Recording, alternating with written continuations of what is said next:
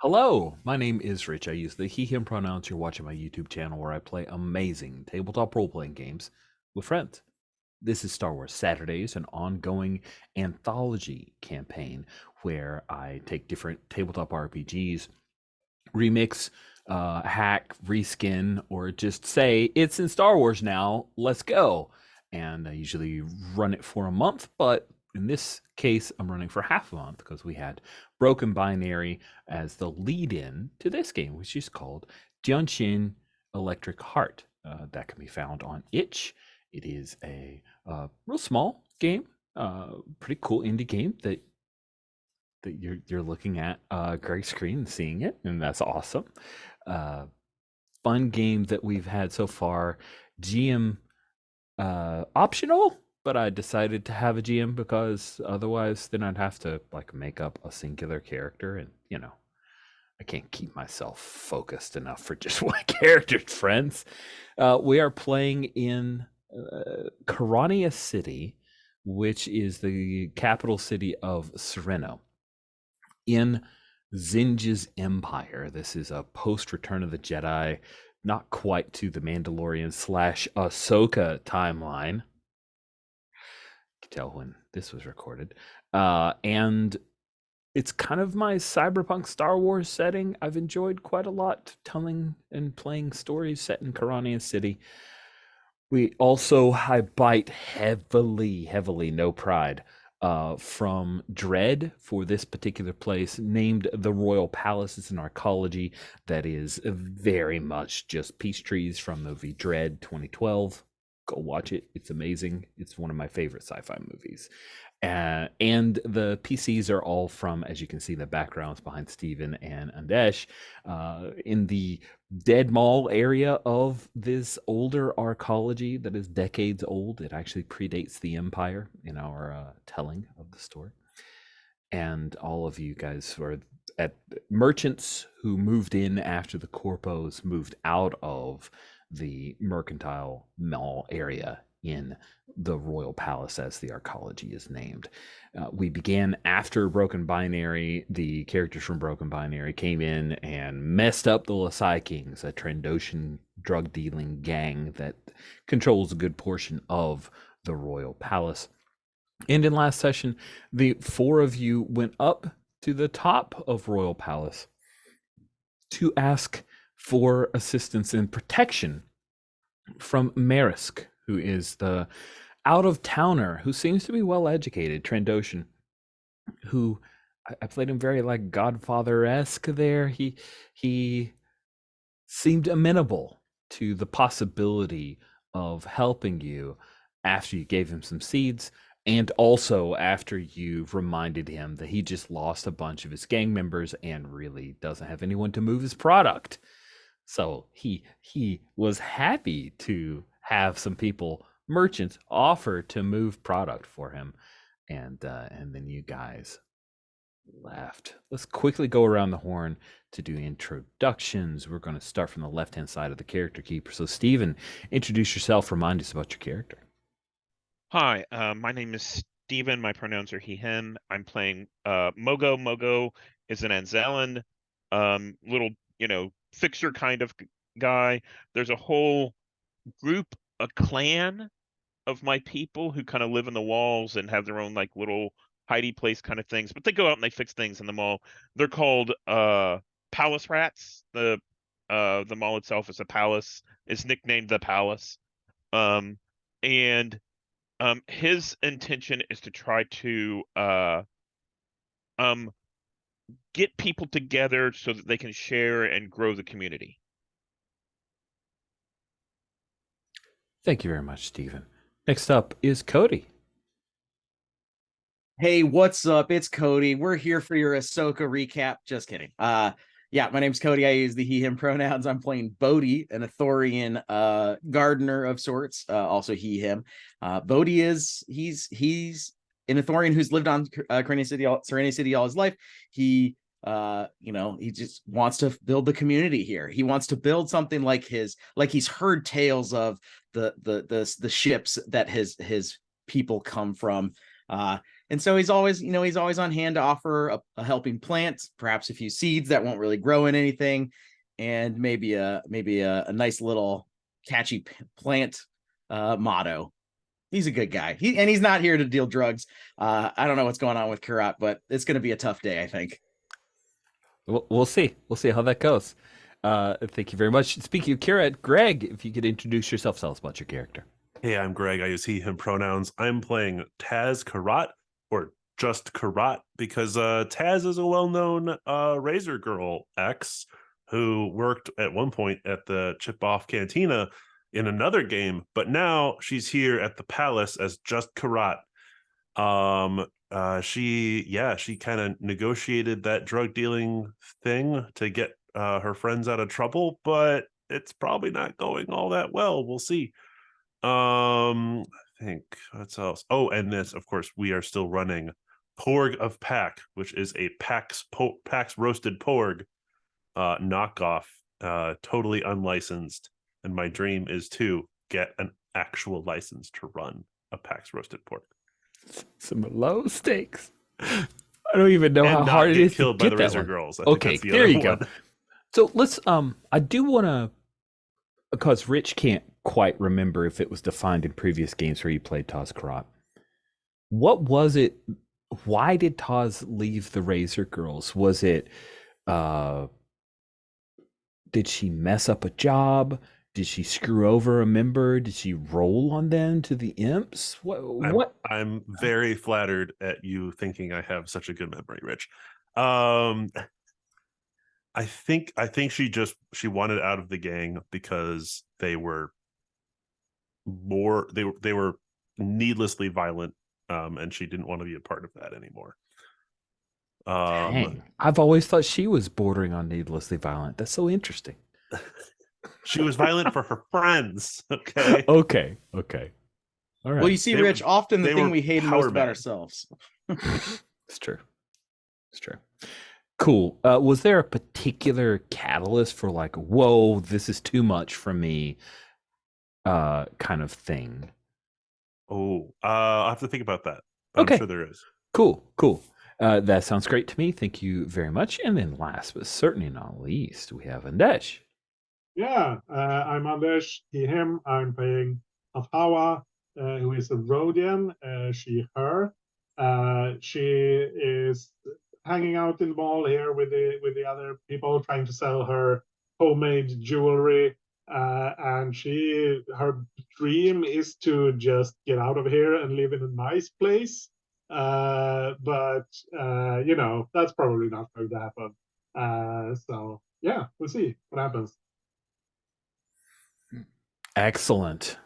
So I gave the bit of recap. We are only in Dian Xīn Electric Heart, there are 7 phases of play, and we only made it in our first session to we didn't make it very far. We are now to Prophet. Once the group returns to their home base, they are able to debrief and assess what they have gained from their actions while sharing food from their local food source together. Each character is able to regain 1 Dian dice and 1 Xin dice that were lost as the result of failures. We actually didn't hit that. The failure that we had, we realized interpreting the dice that it's not quite as hardcore as I had originally read it. So I don't think anyone has any dice. And then yes, didn't Mogo expend a die? Maybe Mogo did. Did you, Mogo? I thought I did. Because you don't have the same balance. You're right. You only have 5, right. so you can regain. You can regain. Thank you very much, Greg. I have forgotten that piece. In addition, the group gains 1 asset. I'm gonna say that's wow, because in assets, each asset can be used to re-roll a dice. 8 times. Okay, cool. Okay, so the assets do have a pretty powerful amount of multiple uses, so that's good. And that's why I have that. Okay, so let's ruminate in this Prophet phase before we rest. I would imagine you have an asset of Lasai drugs. delivered to you by one of the runners, a Trandoshan youth, who brings a bunch of packs to you guys.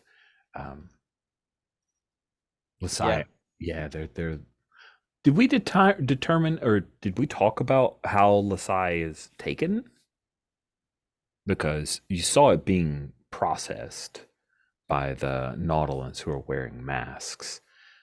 I'm imagining that they actually are made into little pills, but also could be taken via powders. So you guys have these like gel packs of a bunch of Lasai drugs that you I realize imagined are thousands and imagined thousands. Sorry. I imagined it being cooked very similar to what we saw in Obi-Wan, where they walked into a cookhouse, and I think that was powders or gas or something, right? Yeah. Well, they're wearing masks. The Nolans were wearing masks for a reason. So, do we want to just say some kind of powder, like a cocaine type powder? Would you like the Wikipedia description? 'Cause Yes. it's pretty Let's do that. disgusting. Let's do it. The purplish mold was generally scraped off with a spatula, then rubbed into the hollow at the base of the user's throat. Oh, so just like right here, as we all do it. Yeah. Oh, I thought like in the throat. Okay. Left a distinctive purple stain that most addicts took to covering up with flesh-colored powder. So yeah, I guess you rub it here, and it leaves a mark on you. Okay, let's go with that then. I didn't know Lasai was a real Star Wars drug. Look at that. I'm learning something new. Hey! I had to look it up because I was like, wait, I thought Lasai was just what they named themselves. No, but they're like, we're the cocaine kings. Oh, okay. Clearly, Star Wars doesn't have turtlenecks because that would be like the simpler solution. But just hoods, and see hoods of the open. Yeah. Wait, who's this new player? Hey, Greg. Good to see you again. In addition to the drugs, we also got some coin from the Razor Girls, right? You did. You did. Yeah, Riddle paid for a couple of items. She was very free with the creds. Do we want to go with petty cash as our asset? Yeah, well, I was gonna say, not to, I guess, gamify too much, but when we're thinking of an asset that allows us to re-roll dice, like I could see drugs, I could see money, I could also see, and I don't know how legit this would be, so you guys let me know, but like kind of not goodwill, but like influence with the Lasai Kings, like in my mind, I'm imagining it as like, oh, if we were to mess up in something, it's like, yeah, but we can use our Lasai influence for a tick to re-roll a die, and then it's like, well, when you've used up 8 of those, the idea is like, hey, you're acting bigger than you are. You're pushing out your name too far. Drugs, I can see it. Hey, we give out drugs to get past things. Same thing with money, right? It's just a thing I'm thinking of. That makes sense as well. So let's it's one thing. What are you guys most interested in? The idea of petty cash solving all your problems, or I like more what money allows. So like clout. And it's also something that if it's used up to much like money, I suppose, but if we use it enough, we can get to the point where it's not really around anymore, right? Like if you over leverage yourself, now you're in more trouble than you were. I like clout as the asset, and it encompasses, because I don't think we got paid that much. We did get paid a decent amount, but not enough to be thrown around. But between that and maybe like, hey, we're doing a favor for the Lasai Kings, that clout kind of covers the basis for those two. The only reason I'm hesitant, I like it, it's so clearly the most obvious asset is the drugs. The only reason I'm a little hesitant about that being our asset is that, like, we're trying to sell it, so mechanically, I mean, that would get us into trouble. That would get us into the trouble that I do crave. So, if we were to use it all up, it's like, well, we can't possibly have any extra to sell, right? I don't know. That's just cool. All right, Greg and Cody have both suggested a couple of really good ideas. And Desh, what are you interested in? Yeah, I think like Lasai King's connections or something like that. I think that's more interesting than just the straight up drugs. Yeah. And then Steven, do you want to deadlock it and force me to make the choice? Or No, I think I like the Lesai Kings, because then we're interfacing with people, not just interfacing with drugs. I think drugs plays a part of that. Of course, that's our job. But I think that now we have some clout from the Lesai Kings. okay, then majority rules, and you guys. The way I always thought about it, the way since I proposed it, is we are not like, to use a real world example, we're the guy in the cocaine boat, right? Like, we're not getting paid a whole lot of money for this. Oh yeah, you're definitely not we're getting. just moving it from place to place. Yeah. Okay. Yeah. What you're holding in your hands is it's like, I don't know, like Greg, when you're installing some of these light fixture things, you like, if you could move this, you could make so much money. But instead, you're putting it in you're installing it. It's like that, but different. Lesai King's Clout. That is, hey, good job. We just completed the entire phase of the game. Now we've talked about profit. Now we talk about rest. So, rest. During a rest phase, characters take some time to part ways, lay low, and recuperate. You regain any stat die that was lost as a result of failure. However, during this time, you do not make any headway with dealing with your problems, and because of this, problems become worse. All current problems have their ranks increased by 1. What? If I could, real quick, Rich. Yeah. During the profit phase, we can actually expend some of our asset. That's true. rerolls I to skipped that. lower some of our current issues. Wow, good thing we got Greg over here with the book. Rich was just gonna railroad us right past it. Damn straight. Sorry, I will bold that section because it is pretty impressive and important there. So, yeah, thank you much. Thank you. Cool. Dealing with problems. The group can lower the rank of problems during the profit phase by spending the same amount of asset rerolls. If a problem is lowered to 0, then it's no longer an issue. Meaning, you can, for example, Bodhi can't get access to soil. That is a rank 1 problem. If you spend 1 asset one reroll from the Lesai King's Clout, then then it goes away. You get access to soil. I'd like to pitch, looking at the urgent problems we have right now, we have 3 urgent problems. The Kitsune group is making noises about rebuilding here.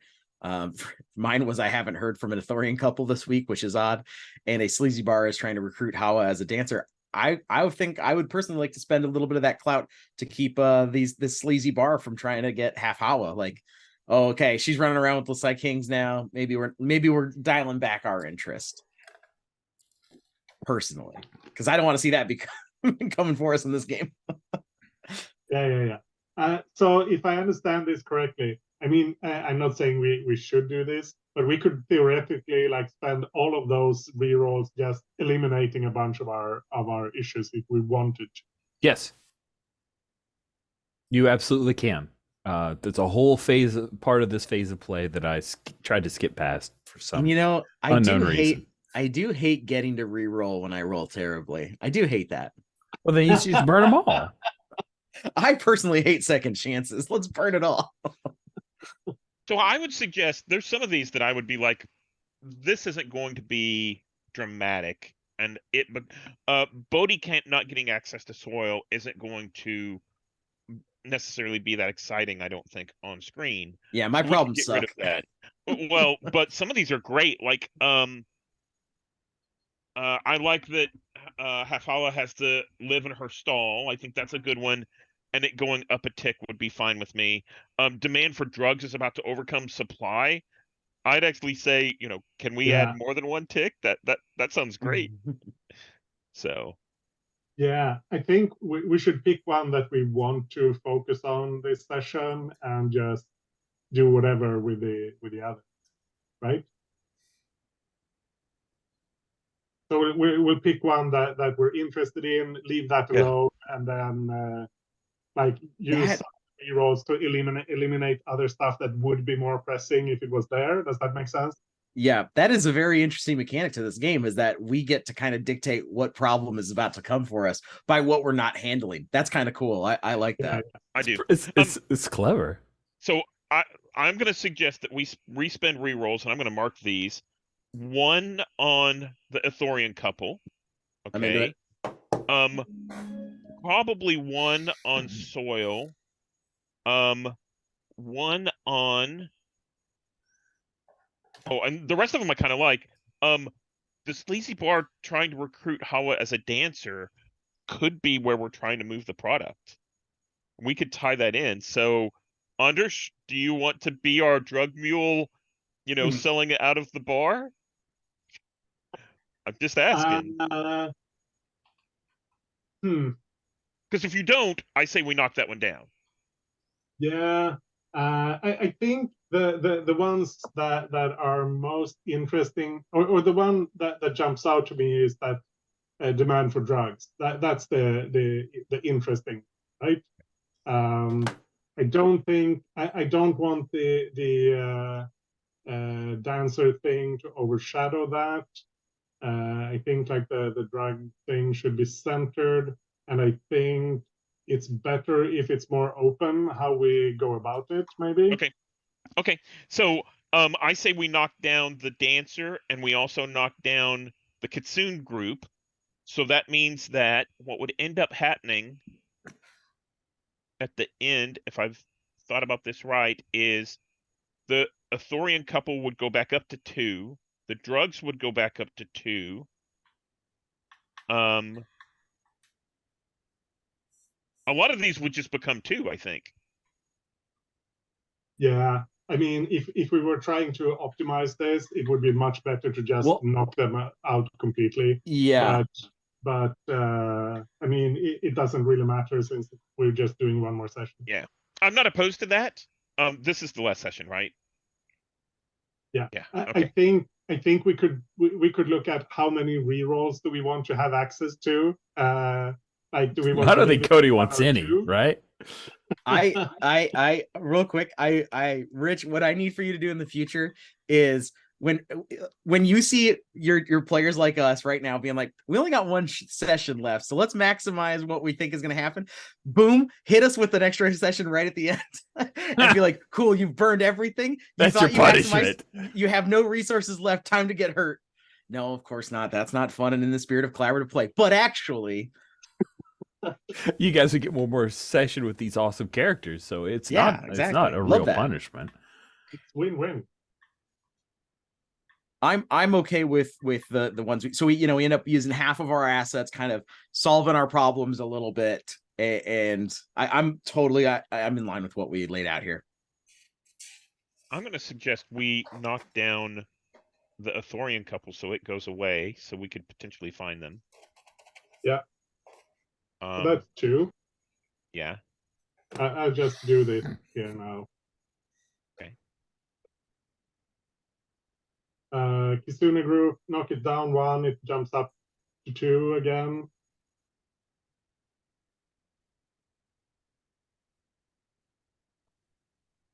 The dancer thing, knock it down 1. Now we spent 4. I'm not seeing the updates on my screen. As shown right now, we're knocking down 5. Okay. We're using up a lot of our clout. Just off the bat. Oh, it looks like you're ticking off on the characters sheet, right? Yeah, shouldn't I do that? You can. That's not how I designed it to work. Oh, I didn't even see that. Am I doing it in the wrong place? Was there another thing? No, there's a group and problems 2 places. tab. Oh, yeah. And then in the group and problems tab is actually looking over and doing a count if statement. Oh. It's stuff I learned from you that I thought you'd automatically think was cool, mostly. Jesus, Rich. I learned it from you. I'm just jumping in. No, it's good because it really is. It's like we have the spot in the character spot. We have two tabs, same information, two different ways. Everyone's like putting their hands on it. It's just very funny, and that's just how you solve problems, guys. Everybody knows that. Yeah. Maximum confusion. Yeah. Okay. So we have resolved that period of play. Sorry. Yeah. I will put my book down. So I think 1, 2, 3, 4, 4. I think we should be there, right? Yeah, I'm into that. And so if that happens, the Thorian couple drops from a problem, and as soon as it hits 0, my understanding is the problem disappears, right? It's no longer. Yeah, you've resolved the problem. Is cool. Yeah. So now everything jumps up to 2 then? So if we did 2 on the Thorian couple, 1 on my soil, yeah, I think that's right. Kitsune group. 1 on Kitsune. And then one on the sleazy bar. That's Yep. what we did. Yep, that's right. Okay. Yeah. nice. Good work, everybody. Thanks for working through that. And sorry I screwed up the profit thing. Okay. Because this is a really neat thing. I'm really glad that we did not skip past it. Otherwise, this would be, yet again, even more punishing than it's meant to be. All right. Now, we've knocked off the ones that disappeared into old problems. Thank you very much for moving those down to the old problems thing. That's really cool. And we take a look at rest. During rest phase, you lay low, recuperate. I would like to see in just like a montage way how these things are resolved during your downtime and rest, right? Because you put forth assets, you put forth effort. So rather than having full live scenes that would take up lots of time in our only session left, let's go around the horn. So Bodhi, talk to us about your getting access to soil and what's happened with the Ithorian couple. Yeah, so Bodhi worried for nothing, it turns out. The Ithorian couple had actually gone on vacation off planet, and they brought him back soil. Do you believe it? 2 for 1. That's so good. It was so nice of Huli and Mawa Habat. You know, they're great people. Bodhi he finally, he called them up again, and they were there for dinner, and they said, "Oh, we thought we left you a message. We thought you knew we were going to go visit our kids, with the New Republic starting up. We thought it'd be nice to see. They're in a new place of management and stuff like that." And Bodhi must have just forgot, but they came back with a great bag of soil, and he starts planning stuff right away. That's delightful. Nice. Then we move down the Kitsune group making noises about rebuilding here. Who wants to tackle a little bit of within our montage, how that happened, how that became less urgent, or so I'll do that one. I think the Kitsune group they did send out like an appraiser, some sort of official, probably even had a little of the palace security folks with them, but that person looked around, saw all of the drugs being sold, saw just immediately was like, "Oh no, this is too far gone. Only if major renovations and a real sweep of this place happened would Kitsune Group be touching this."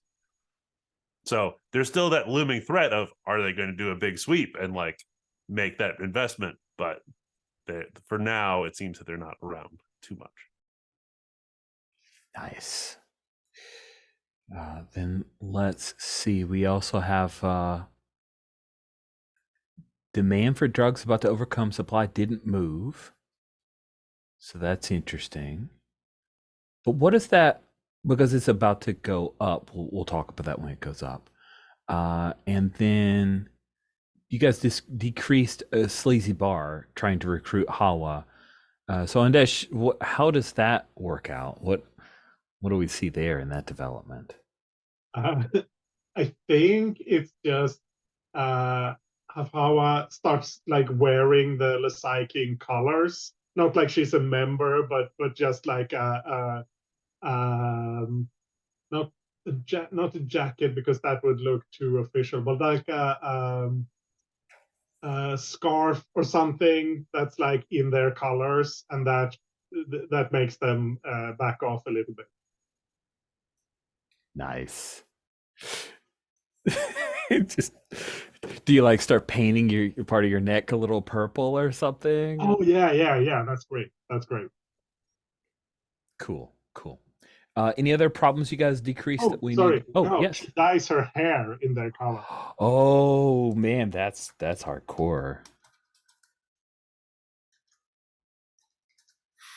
Were there any other problems you guys decreased that we want to see on screen? No, I think that covered everything, right? Cool.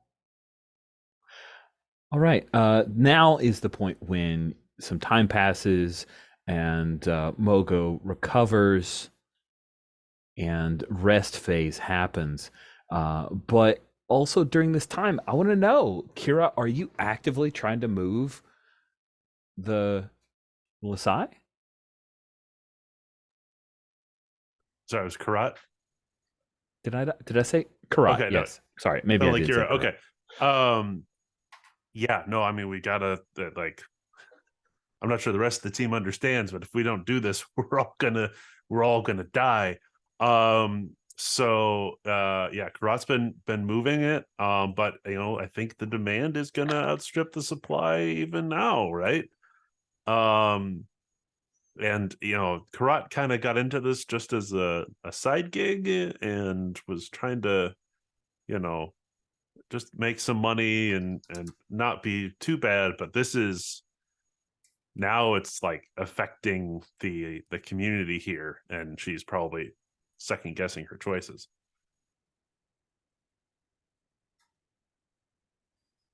It's just supposed to be some harmless fun. So I think it's during this rest time, like it's not really rest, it's you guys actively doing this. Bodhi, do you move any of the Lasai? I think Bodhi does his best not to, because he didn't want to do this, and I think when he sees Karat maybe struggling or looking stressed out, he'll offer a hand, but it'll always kind of be as low involvement as possible. Like, maybe he sees Karat stressed out about who needs it, and he says, well, you just gotta, let's break it up for now, and only these people get a little bit of this. And he just kind of offers advice. Bodhi is his talent is in getting goods. So the reverse seems to be also true. He knows how to distribute goods as well. But he does his best to be hands off, I guess, is what I'm saying. You're ducking it. You're trying to trying his best, trying to go against his inner nature, which is to help as much as possible, because he also doesn't want to poison the community he's trying to grow. And honestly, Karat is kind of being a toxic member of the community, and Bodhi doesn't want to bring that up to her, but here it is. Andesh, for Hafhawa, you've gone around to this sleazy cantina that's tried to recruit you. They've kind of backed off. Have you dealt any of the Lasai? I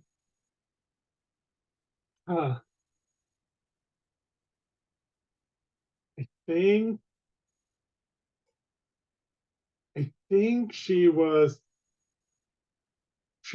tried, and then like someone ripped her off, like so now she got kind of scared, and now she doesn't want to do it anymore. Like someone just she wasn't used to dealing illegal stuff. She's just selling jewelry, and they have like nice customers. And here someone realized that she was carrying a bit too much, and they kind of probably not beat her up, but like mugged her, like intimidated held her up, like yeah. do you think it was a blaster or just a vibro knife? Like how? Vibro knife, I think that's scarier almost. Like someone at knife point. Vibro knife will mess you up. Yeah. That thing is terrifying. Yeah. Cool. And then Mogo, what about you and the rest of the royal rats? Do you guys move this stuff? So I went back. I'd moved it. I was very successful. Palace rats, sorry. Yeah, I was able to get in and out and get in and out of places and deliver and not be seen.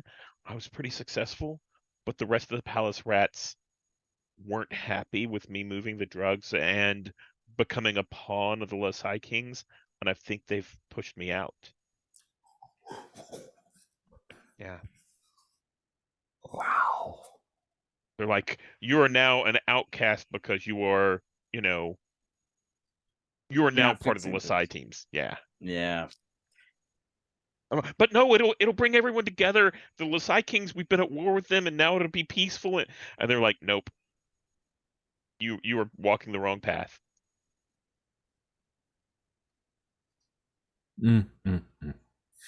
Sorry, everyone. Okay.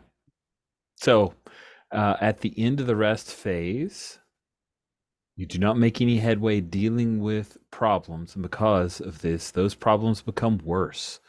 All problems that have not been resolved are increased by 1 rank. The Kitsune group now becomes a little more urgent. And we'll talk about that in just a second. I'll do a montage of that. The demand for drugs is about to overcome supply. The other shopkeepers are squabbling over who caused the fight. Very interesting.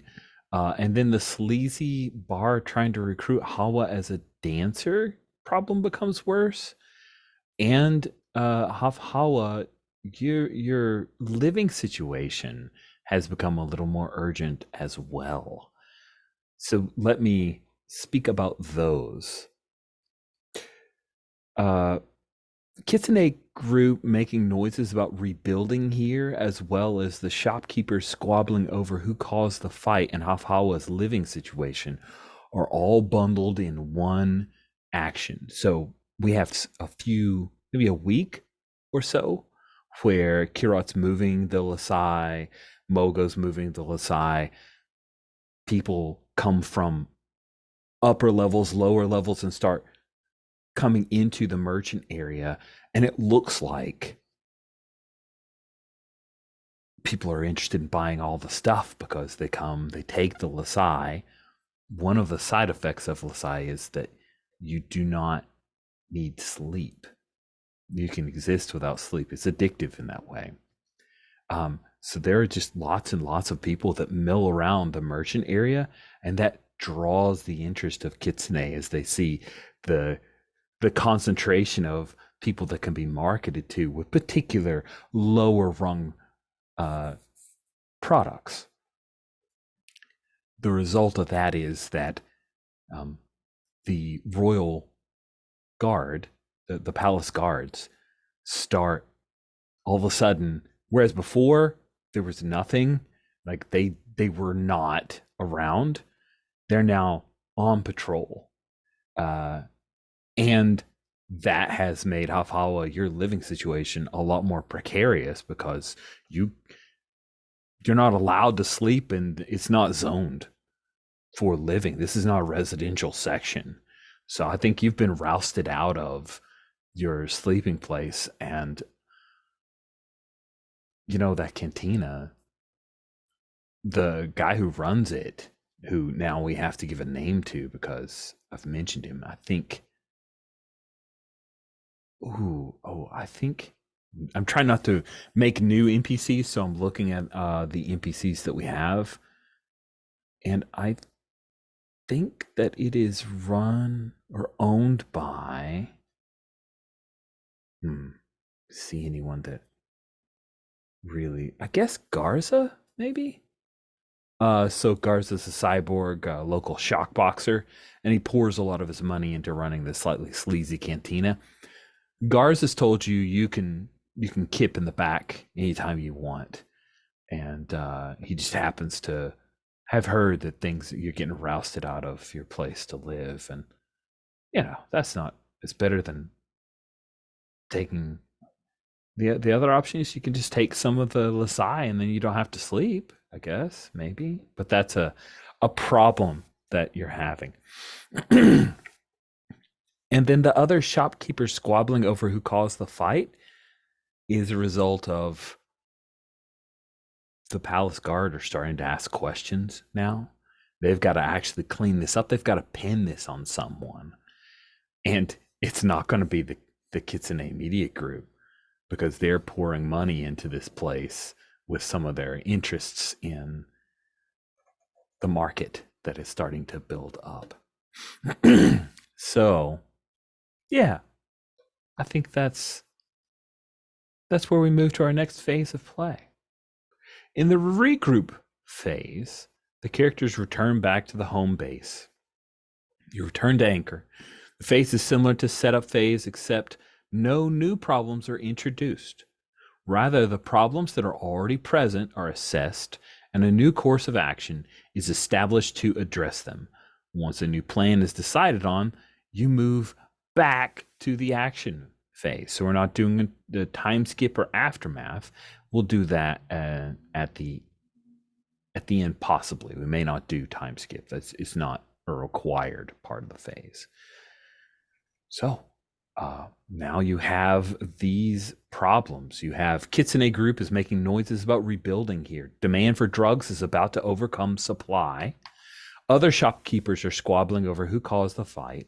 A sleazy bar is trying to recruit Hawa as a dancer, and Hawa has been forced to live at her stall. So let's set up that scene. It's busy. There are a lot of people around. You see palace guards are around. Also, Karat, I don't know if this is fair because you guys haven't introduced this as a problem, but some Razor Girls have been around as well, buying stuff, paying more than they should for the plants that they get from you, Bodhi. Mogo, any of the stuff that you offer to fix, they just show up. Like there's your best customer is probably Sable, a Quarren. And then Hafhawa, Riddle has brought around Feedback and Belle, a couple of other Razor Girls. And they told you that Queen Requiem loves the bangles that you sold to Riddle that she passed along.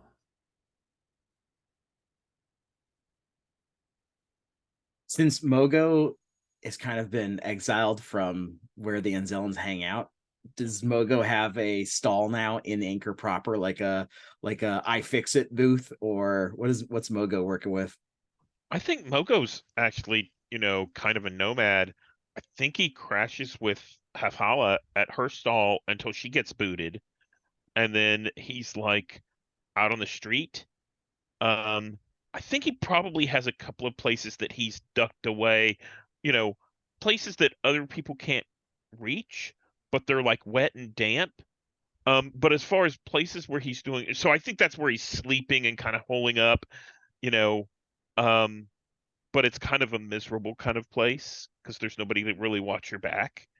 But as far as where he set up shop, I think he's still mobile. He goes around to the different shops themselves and is like, "Hey, what do you need fixed? What can I do to help you? Oh, by the way, you know, do you need some product? Because I've got some product if you need it."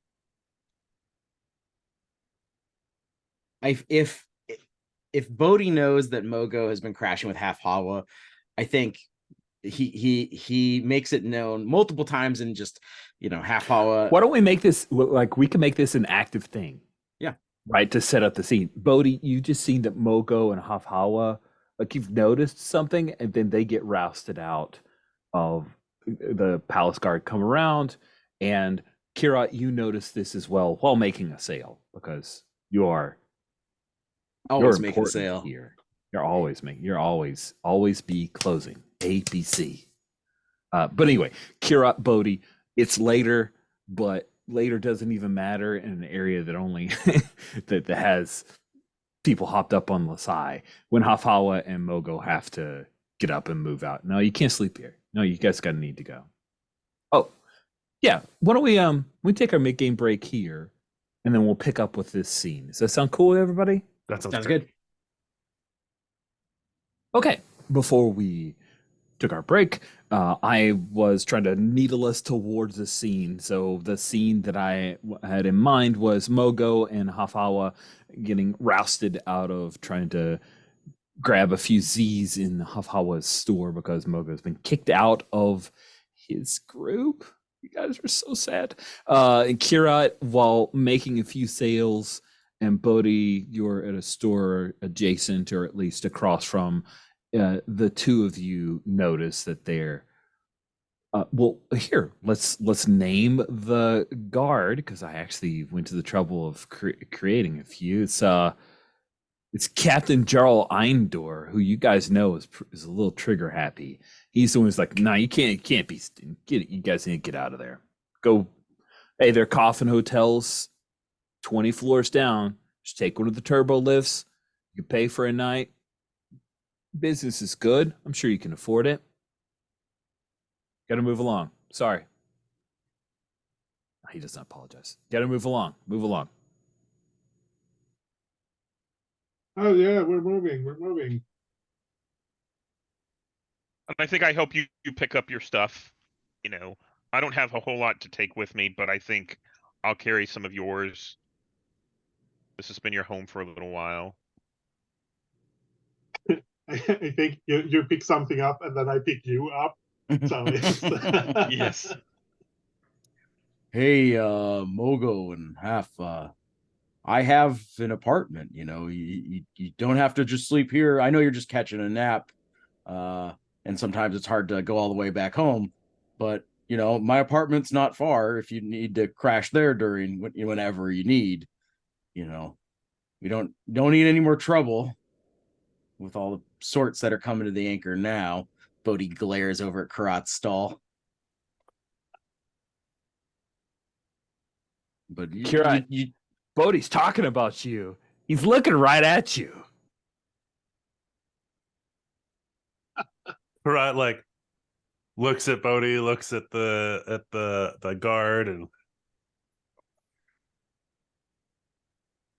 is there a problem here, Corporal? No problem, pretty lady. No problem at all. Just gotta keep them moving. I don't understand why they'd have to move. Well, they're trying to sleep. This is zoned for commercial. We're trying to Taking a nap. clean this up. Uh-huh. Well, they're coffin hotels about 16 floors down. Already told them Pay about to that. nap. That's You fine. got to pay to nap around here.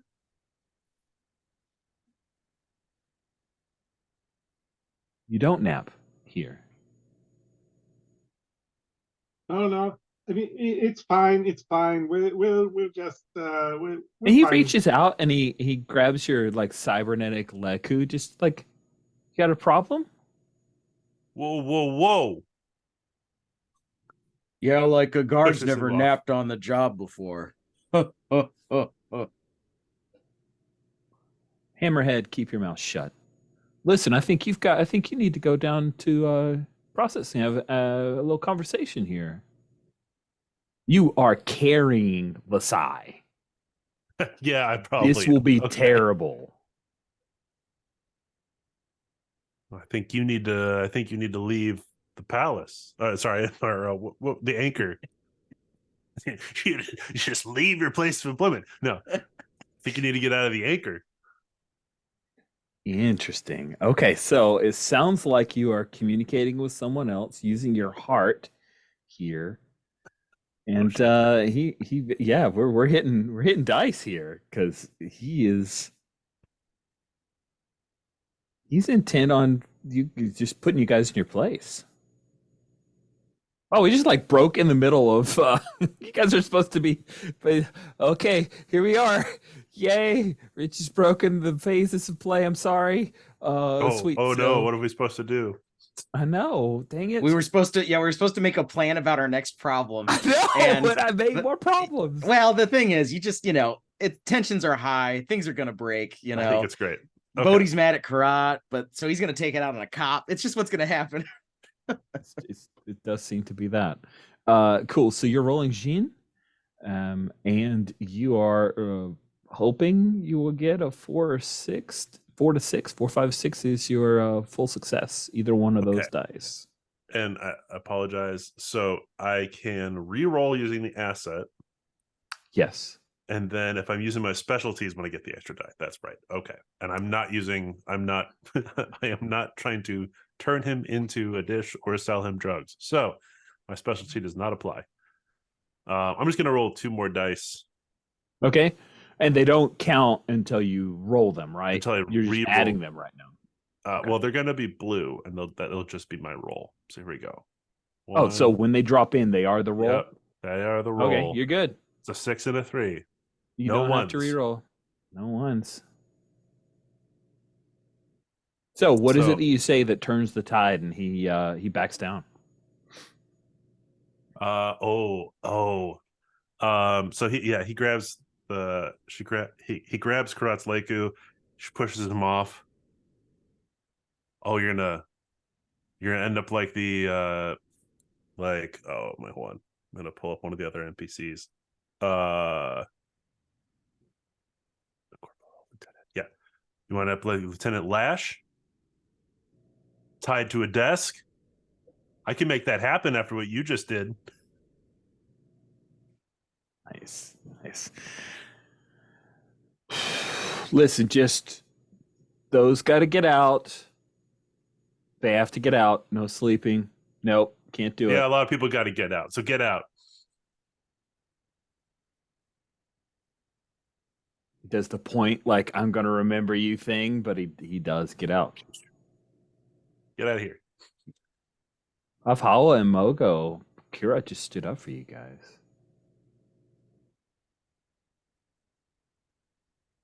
I think that Mogo leans over to Bodhi's and is like, see, we're already becoming a closer family. I think. And which guard was this? It was Eindor, Captain or Corporal Jarl Eindor, the trigger happy. And I turn to Bodhi. I think I speak openly with Bodhi and with Karat, and I'm like, I think that Corporal Eindor, if we, find out what he wants and give him a little bit of, maybe a little bit of money, he might come in and help solidify the palace guards with the Lasai Kings and the rest of the people here, in the anchor. He needs to start treating you with respect before I talk to him like that.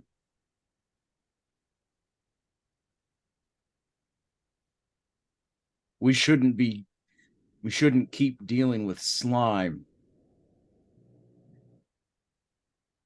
Yeah, that nerf herder's no good. I think everybody, kind of belongs here, and if we can make the palace guards feel like part of the community, I think things will be a lot more smooth for us. I think they're just scared right now with the Kitsune company coming in and the Lasai Kings coming in here on the anchor and all of that. They're just scared like everybody else. But I don't understand what you're saying. I mean, what do they have to be scared of? They're cops. They got guns. They can do whatever they want. And they do.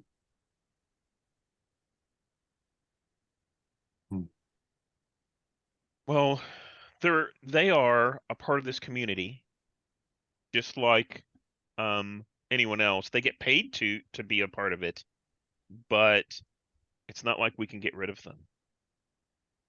So I'd rather us Yeah. work with them than I don't think they can go away.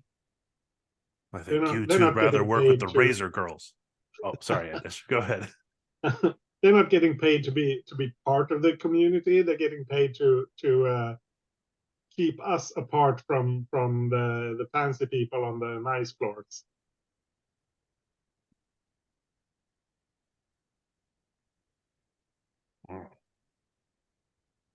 We didn't used to have this problem when Boss K was around. Maybe we'd. Right. I just wanted to confirm the Palace Guards, they don't live here. They live elsewhere, but they police different buildings for this exact reason. Yep. Yeah. Oh. I don't. And Hafawa is kind of hesitant to bring this up, but she brings herself to do it. I'm not like super happy about this deal we made with the Lasai Kings, but they've treated us better than the Palace Guard. So maybe we should go to them and talk to them about this. Maybe they like you said, when Boss K was around, this wasn't a problem. So maybe you could send someone else who can. Well, I think they already did. And Bodhi's going to look right at Karat.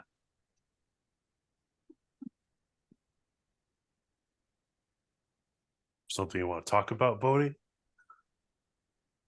I just think, as a member of the community, you seem to be much more at home running that purple stuff than you were selling your porgs. Well, it's kind of backed into a corner here. We weren't. You created a new deal. Do you remember? We went up and we said, "Hey, this is us. We're sorry about Boss K." And then you said you wanted to run drugs for them. You think they were gonna leave us alone for some seeds? From the tiniest of seed, something beautiful can grow. Oh, I can't deal with this right now. I've got a line.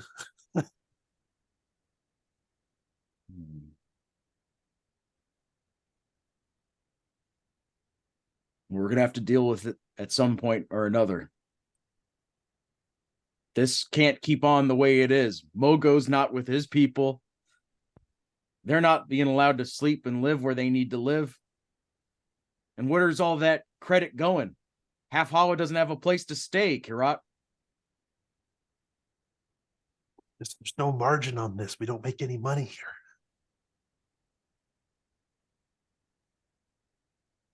We're just keeping our heads above water. I don't rightly see exactly what we are getting out of this. Get to spend one more night in our beds? Who does? Who gets to spend another night in their beds?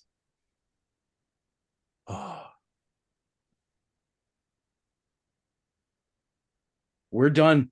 We finished this and we're done. We don't need a Boss K. We don't need a guard. We need the people of the palace. We need a community.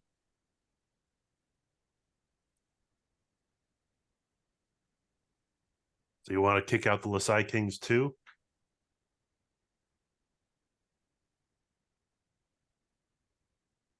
If I could, I would.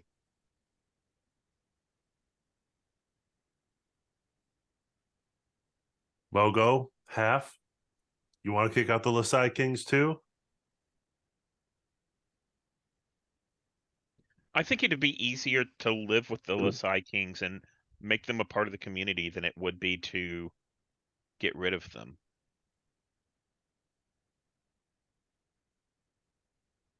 I mean, Mogo pointedly looks around at everybody and says, none of us can force them out. But we can make them integrate and live with the community. if we have to choose between the kings and the guards and the corpse, I'm picking the kings. At least they live here.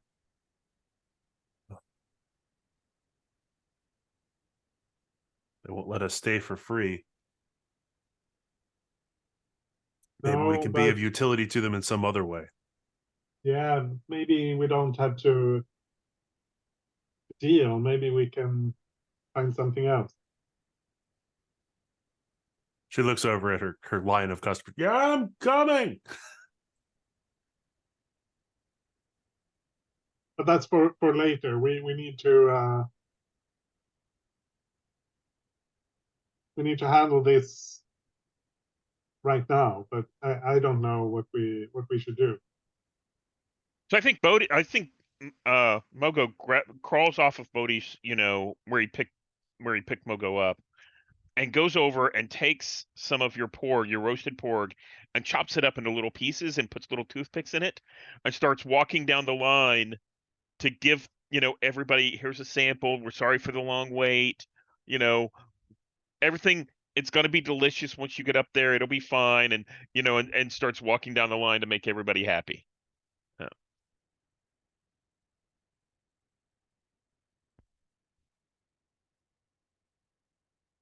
And then Karat will be right with you.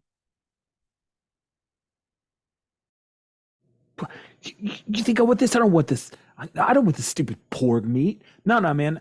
She knows what I need. She knows what I need. Come on.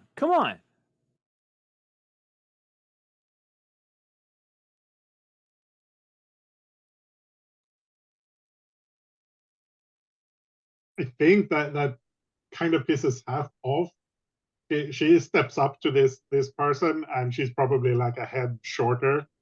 Yeah. And like wags her finger in their face.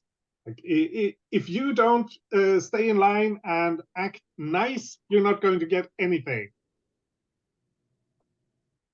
We're providing a service here.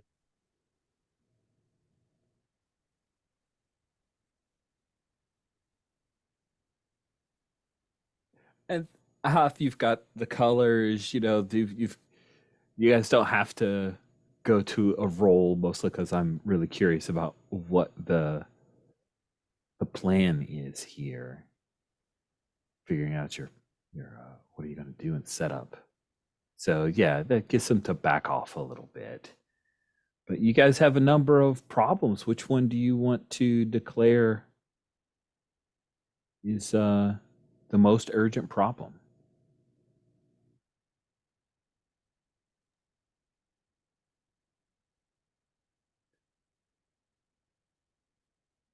I think it's the drugs, right?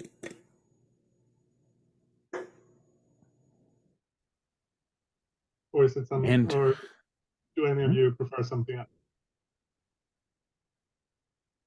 I feel sorry about that disappearance. I feel that for Bodhi, I kind of think Bodhi's biggest problem is that Hawa has been forced to live at her stall, and now Mogo as well. And he wants to solve that, but it's probably not as bombastic and exciting as I think the bigger problem, which is, the drug trade in the anchor. So much like Bodhi's earlier problems were just he can't get soil and he's missing a couple of his friends, Bodhi focuses on very specific problems. Discrete, achievable goals. Right. Smart. That's right.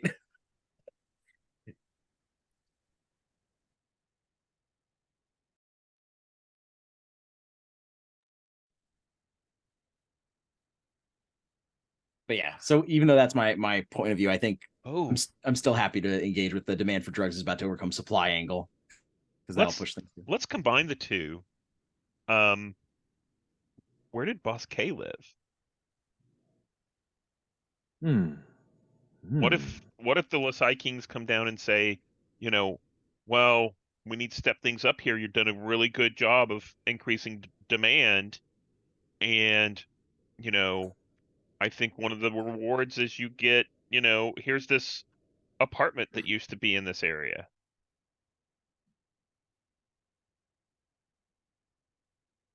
So the problem The problem is Karat, Mogo, and Hafa are too good at dealing drugs. The problem is that Hawa and Mogo are more indebted to the Lasat kings because now they owe them their place of residence, and maybe and the Lasat kings are recognizing that we have driven up demand that maybe they can't keep, they can't keep up with. What if I just start cutting it? I just start weakening the supply. We'll just wean the whole palace off of drugs slowly but surely. I like that as long as the kings don't find out. I think it's better for the community if we do get off the drugs.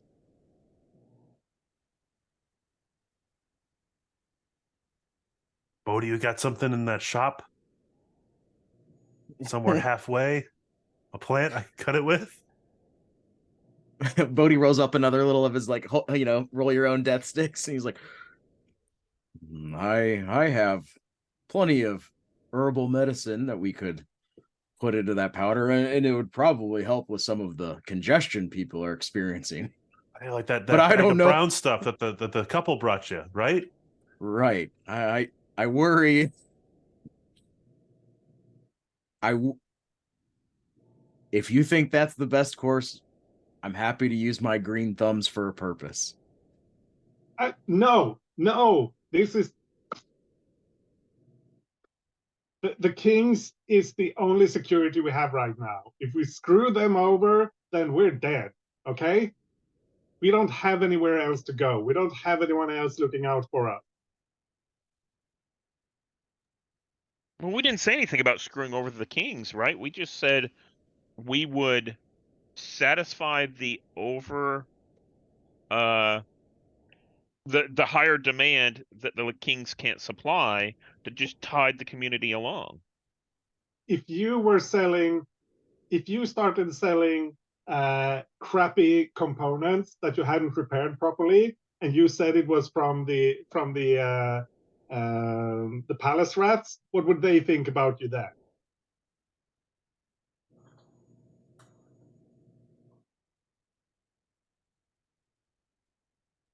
Half makes a good point. Yeah. We gotta play square with the Kings, but I know this is a rough situation, but we are selling the stuff for them. They should want to help us without us digging a deeper hole for ourselves. So you think that the kings will give us more product if we just ask for it? I mean, if they see what's happening here, I think they should want to. Do we want to? Do you all want to keep selling Lasai out of your stalls? One big push. We'll tell them it's one and done. I have another question. What happens to the people here? I mean, I haven't ever seen, and I'm going to name off the person in line. I haven't ever seen them as pushy as they were. I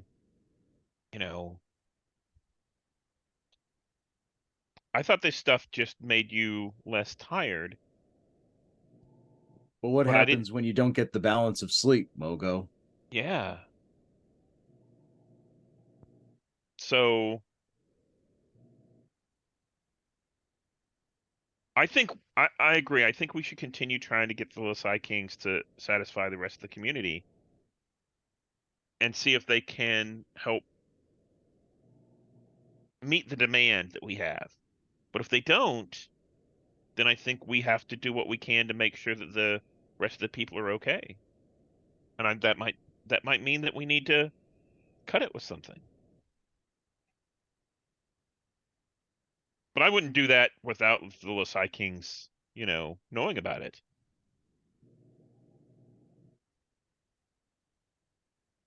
I mean, the Lasai Kings, they protect us because we're useful to them. if we and they want to make money. So I think we should try to find some way to make money that isn't selling drugs. They have What- protection another way. I'm okay with that. I'll get to you. If the so you're saying basically all we need is more money. If it were that easy, none of us would be here. I know. That's the rub.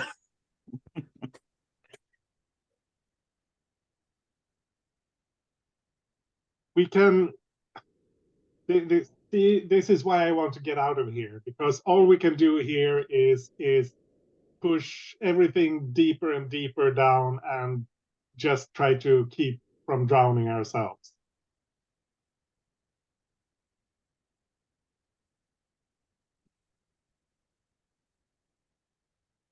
If we keep selling drugs for the Lasai Kings, you look at that line out there, that's going to be everyone. And when they don't have enough money to buy, they'll start stealing from each other.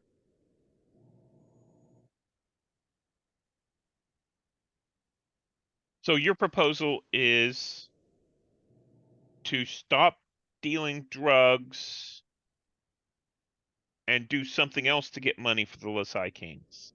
Because the Lasai Kings want to deal the drugs, right? Yeah, Yeah, they made but that if we clear. can, yeah, but if we can just be useful in some other way, if we can get in good with the guards or whatever, something, there's got to be something we can do that doesn't ruin everything. I wish I knew what that was. Yeah, me too. But I think you're the ones who are always talking about the community and trying to build it up and get everyone together. We can't do that by selling drugs. I think we have to deal with the hand we were dealt. Why do we have to play the game at all? Bodhi throws his death stick and goes into his stall.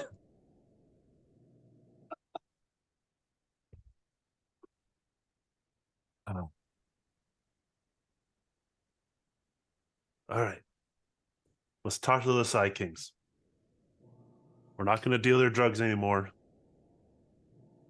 We're going to find another way. We probably have to sell the stuff they gave us that first batch, because otherwise they'll be pissed. But in the long run, we have to find some other way to do this.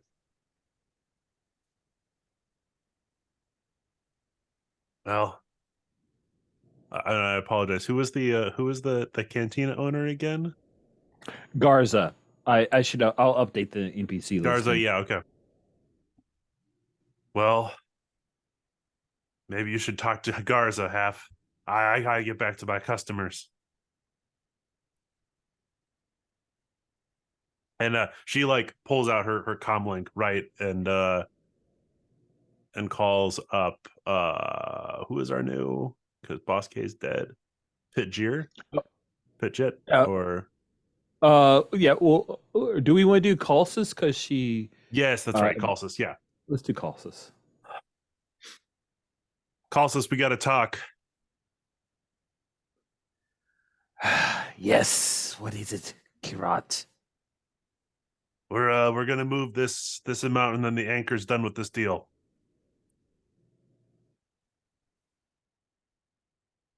What do you mean? Done with this deal? Let's say this transaction's over, we'll get you payment another way.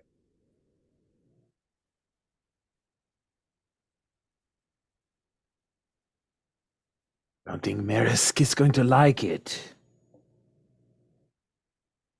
You're Well, then doing a Marisk good can job. come down here to the anchor and tell us himself.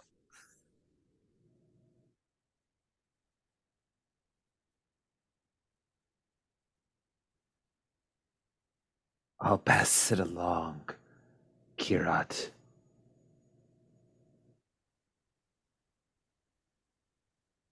don't think you'll like the answer. And then she ends the call. All right. 3 points. So what did we end up deciding is our biggest problem? What's your biggest problem? What's your action? What's your plan? I think our biggest problem is that the demand for drugs is about to overcome supply, and we're working towards ending the supply of drugs so that we can make money some other way. Okay. Sober living environment at the anchor now. Bold. Not totally I- sober.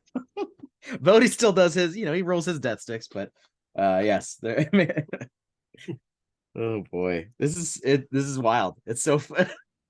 Just totally stuck in. Sorry, continue.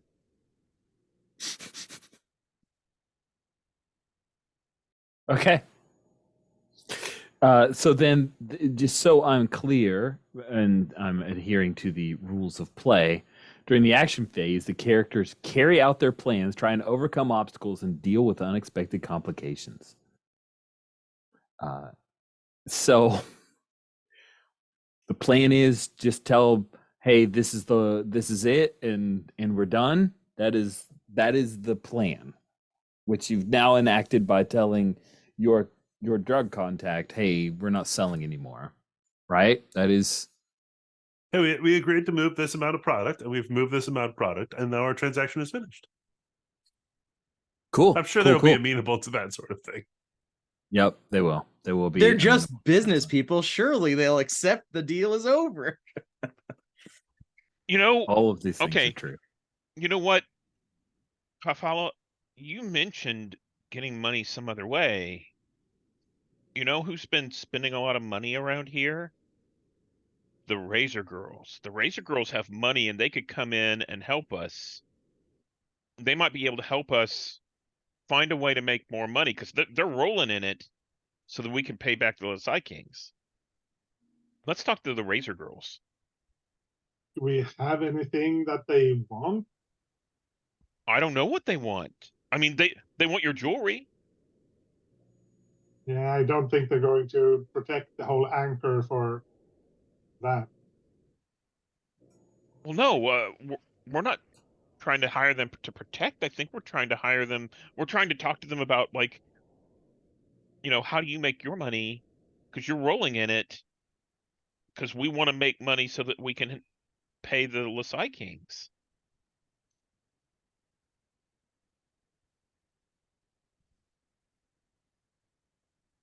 I don't think So they, I they think make their that money. I don't think they make their money in a way that's any nicer than selling drugs. They're gang. They do gang stuff.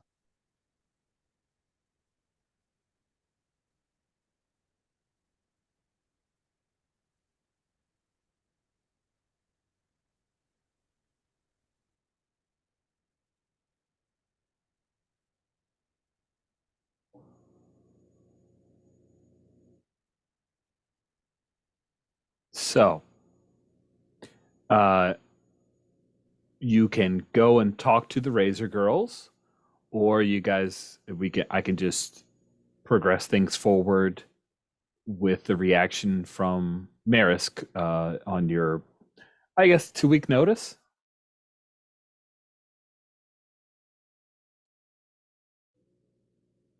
We're end of lifing the product. Yeah, this all makes sense. It's all a good idea. Okay. Which do we want to pursue? Both? Like split you guys in half? There's some who are going to talk to the Razor Girls, others who are there when the response is received. I think maybe if the Razor Girls are going to be contacted, maybe we do that first. Maybe we go in having talked to them, or maybe not. Maybe if you go in with because if it goes well with them, then maybe we have leverage with the we have no idea. We have no idea that there's going to be any problem. This is if we need money, right? So let's see what the Lasai Kings say. They'll be reasonable. I love the idea it makes of sense. people going to see the Razor Girls and Karat not being aware that has happened. So much like I had the phone call, and y'all are probably not totally aware that the Lasai Kings are probably going to come and crack down. So I'd love to have that scene. Cool. Yeah. Okay. Then is it Huff and Mogo going to speak to the Razor Girls? Bodhi and Kirat are back at anchor when the response is received. Yeah, I'm cool with that. The 2-week notice. Sounds good. Okay, cool. Let's do Razor Girls first because that could flow back into an impact. And they've been around, like they mill around a bit. The Razor Girls will come in and out. You notice Mogo and Hafhawa that they distinctly avoid interactions with the Lasai Kings. Like they're not. There's a tension there. There is a tension, not a tension, but there is a tension between them. Even though Riddle was on the scene after the Lasai Kings got their ass handed to them. So let's roll with the first Razor Girl that you spoke with. I would imagine you have the most positive interaction with Riddle, and then just selfishly, I want Sable in the scene because the image of Sable always fascinates me. I love that pick, and it just makes me happy. So, would you guys approach them in or near the anchor, like in the Dead Mall? Would you try to meet them somewhere a little more neutral? Are you at the Garza's, the Sleazy Cantina? Where does this I meeting like the take cantina. place? Unless Cool. you have a different idea, Steven. No, that sounds good. Awesome. I think Sleazy Cantina, there are a couple of spaces where the table has been ripped off, and so it's just a little post that would have held one of the tables for people to sit at, and they haven't replaced it. There's a glitchy hollow of a... She's obviously, the dancer's very attractive, but the hollow's really glitchy and kind of phases in and out and is super staticky. Who knows? Maybe that's what Garza wanted you for. I don't know. They're piping in some music, but it's staticky. The speakers have had a lot of damage, so it's like half static, half music. And most of the people who eat here, I think before it was a grimy workaday, very blue collar kind of thing, and now most of the people around here are hopped up on Lasai because it's just been moved so much. So you two approach the Razor Girls. I think they probably have. Yeah, Sable is standing near into the bar. She's mostly just facing everybody else. She has a pair of very, very obvious weapons that she carries, and then just kind of hides them behind her cloak whenever it's needed. But they're both vibro swords. And then Riddle is smoking a death stick because there's a lot of smoke in here. And the bartender doesn't come down to that side of the bar unless they summon the bar. I don't think Garz is the bartender. We'll say that it's like a droid. It's an old, very old droid that has like 8 arms, and so it doesn't move very much. It's on a little track that rolls back and forth, and it serves all the. And then when the night's over, it just shuts down. And once a year, they wipe its memory, and it keeps going. So. Is Mogo like on the bar kind of deal? Yeah, I think so. I think that Mogo, I like the image of that droid that slides up and down. So I think Mogo actually sits on the bar and he's talking to somebody. And then where he gets ready to go down to talk to, is Riddle with Sable? Yeah, they're right beside each other. Riddle's actually on a stool, and Sable is she doesn't sit down. She doesn't relax. That's just not her vibe. So she's on alert, effectively standing near Riddle, so Riddle doesn't have to pay attention to any potential danger. And I think that, so from the section of the bar that Mogo's at some point he grabs a hold of the droid and hops on and gets a ride down to the end of the bar. and then gets off and says, "Do you remember me? I think we've met." You came to speak with Marisk and the Lasai Kings after I did. Yes, yes, I remember you. Mogo. Yeah, and you've been helping out this community quite a bit, just like we've been trying to help out the community as much as we can. Mhm. I noticed that you've been helping prop up the community by purchasing things from us. Like, and I point over to Hawa's jewelry. And like Hawa's jewelry and stuff, um and we'd like to increase this because there's as you can tell, there's a lot of people around here, and Mogo looks around at some of the patrons who don't look so good, and who could use the help.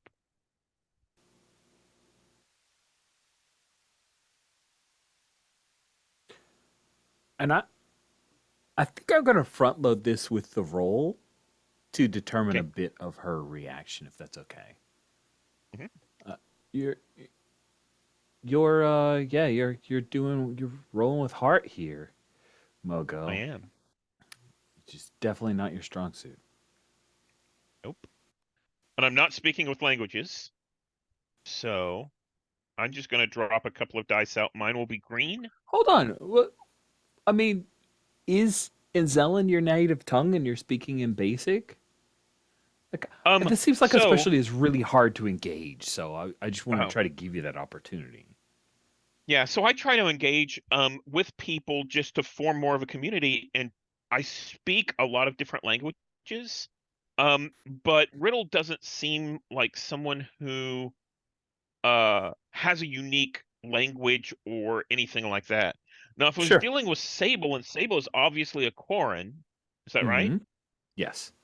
Then maybe I might be able to speak enough Quarren in order to get by. But I think at this point, Riddle doesn't have a distinct culture from their background that I could engage with. And this is just me trying to form a community. So I think I'm using basic words to form that community rather than rather than engage their sense of community. Okay. Yeah. Cool. Not Sounds that I'm good. 2 arguing dice. myself out of a die, but I'm just saying, yeah. That's it. It's all very logical, and Yeah. and you did argue yourself out of a die, so there you go. So I'm gonna drop the dice and we'll see where they lay. They should be green. Okay, and when they show, that's the roll. Yep. So that's a 2 Uh-huh. and a 4. And a 4. So as we look at the rules, the 4 is a success. The 2 is not a 1. So the character does what they want. And what you're trying to do is engage her in, hey, we need some more help, right? Yeah, and we would like your help in growing the community here and making it successful like you are. And she pauses for a second. And Havawa, are you standing like you're part of this conversation as well, right? I think, um, yeah, I think I sort of drift over while they're talking. So yeah. Yeah, you hear the later part of Mogo's speech of like, "Hey, you've been helping out, and we want more help with the community." And Havawa, I think Riddle, she like reaches over and she puts her hand on one of the bangles on your wrist, like just plays with it a little bit. Mhm. It's almost childlike in a way, like she's not she's invaded your space, but specifically around a bangle. And Mogo, you drop that line, and that's when Sable steps closer, and she speaks in a. First of all, she's wearing this encounter mask, and it also covers the Nautil and have those. I don't know what they're actually called, but they have the head tails, not at all like a Twi'lek, but more like weird tentacle hair. Uh, and it appears that even that is covered by this mask. Like it's a specific Nautilin style mask. And she says,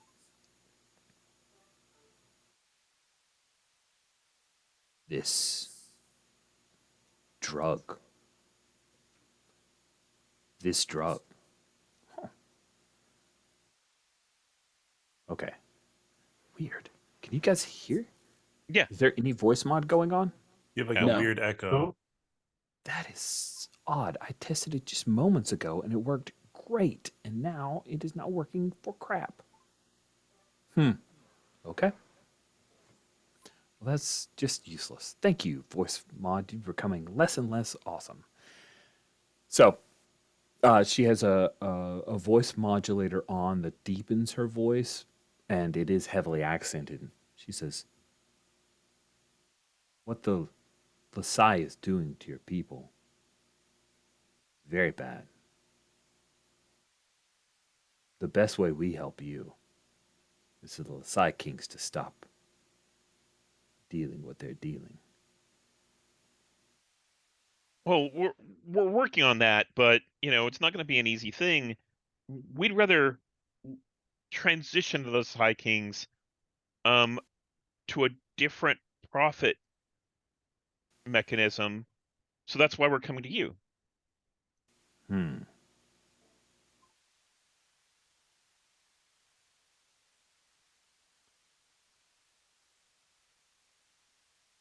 We think it's better to kill them. Mogo steps back and kind of, maybe shrinks a little bit behind Hafala and is like, "Oh, Riddle well, says, "Hoff,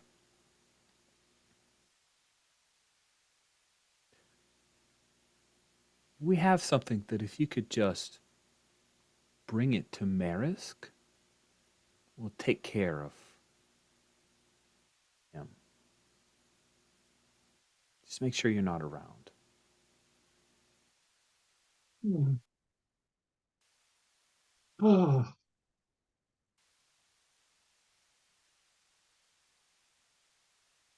Hmm. Our understanding is that he's not far from where they're manufacturing the Lasai, so it should resolve everything. well, I Um, mean, everything except for those who are left, and There's not enough left to really be any challenge to us. And trust me when I say that Lasai needs to go away. That is not what we're interested in. what are you interested in? We're interested in Intaz Karat.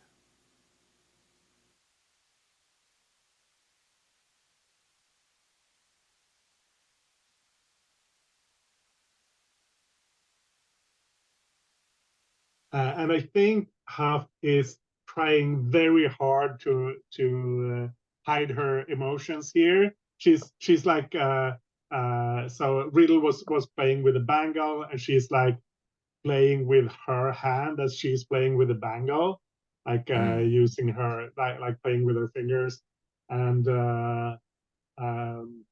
so if we do this, how do we know that you'll stick around?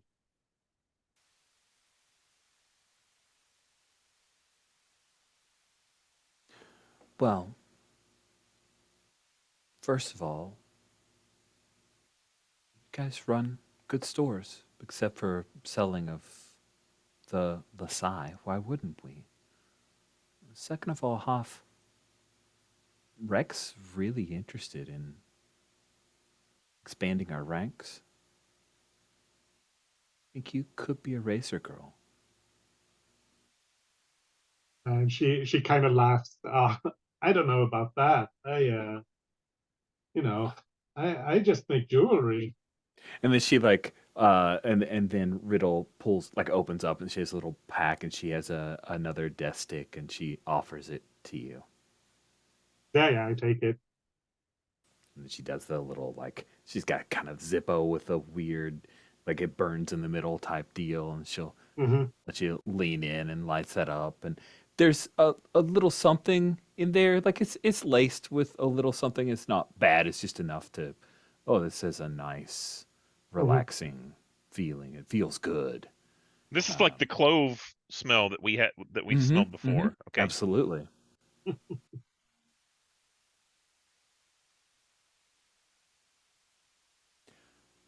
But you know we have credits. And if we'll help all of you become more stable, we can pay you for the work.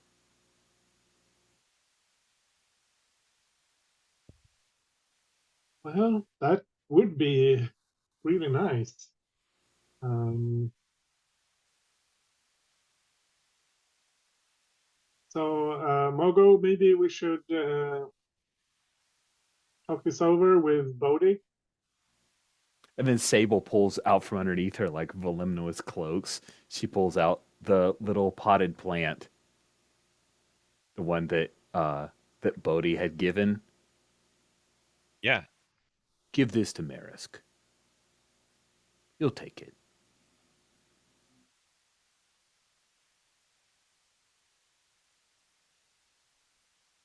And she takes it like extremely gingerly, like she knows this is super dangerous, and she's trying to hide it, but I don't think she does that good a job of it. Actually, I think she kind of plays up that she knows that it's dangerous, so she's being very careful. And Riddle she smiles like approvingly, and I guess you guys leave at that point. Yeah. And Sable says to Riddle once you're gone, do you honestly think this is going to work? They just need to get close.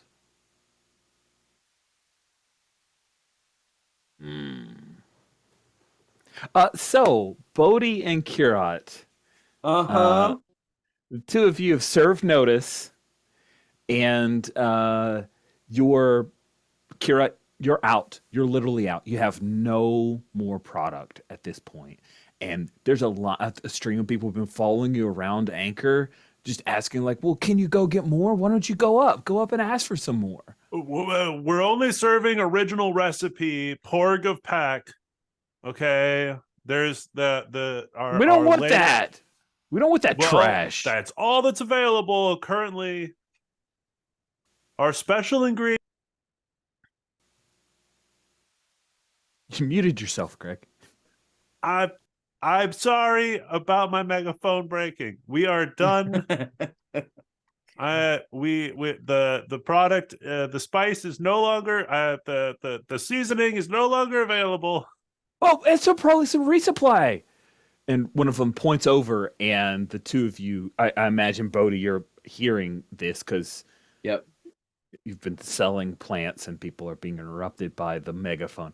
And someone says, oh, well, that's probably your resupply. And you guys see that 4 Trandoshans have stepped out. One of them is Colsus, and she has her sawed-off blaster carbine, and she's got it like kind of slung, and she has it in her hand. You also recognize Pirjit, who does not have any weapons out, but he has a pair of blaster pistols in holsters. And then a pair that you don't know, Zank and Sug, a couple of other Trandoshans who also have, they have scatter guns, basically Star Wars shotguns. I think that's from a novel. I don't know. And oddly enough, there are no palace guards around on the level.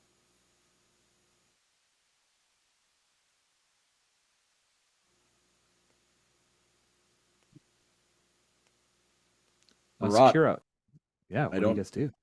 we're not supposed to be getting anymore. Isn't that right? What is this about?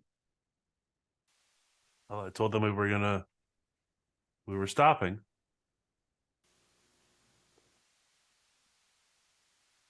I think Mogo would tell you they're here to thank us, but I don't think this is going to go all that well.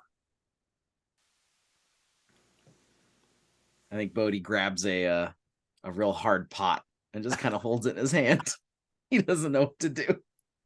Karat's gonna stay behind her stand and let them clear the crowd to get to her.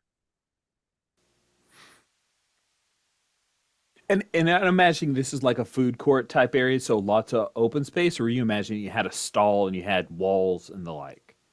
I've always imagined this as sort of, we replaced an anchor store. So it's like an offshoot. Yeah, there's an open courtyard in front of us, kind of like the backgrounds Andish and Steven both have. But then we are like tucked away in one of those little offshoots where the anchor store used to be, right?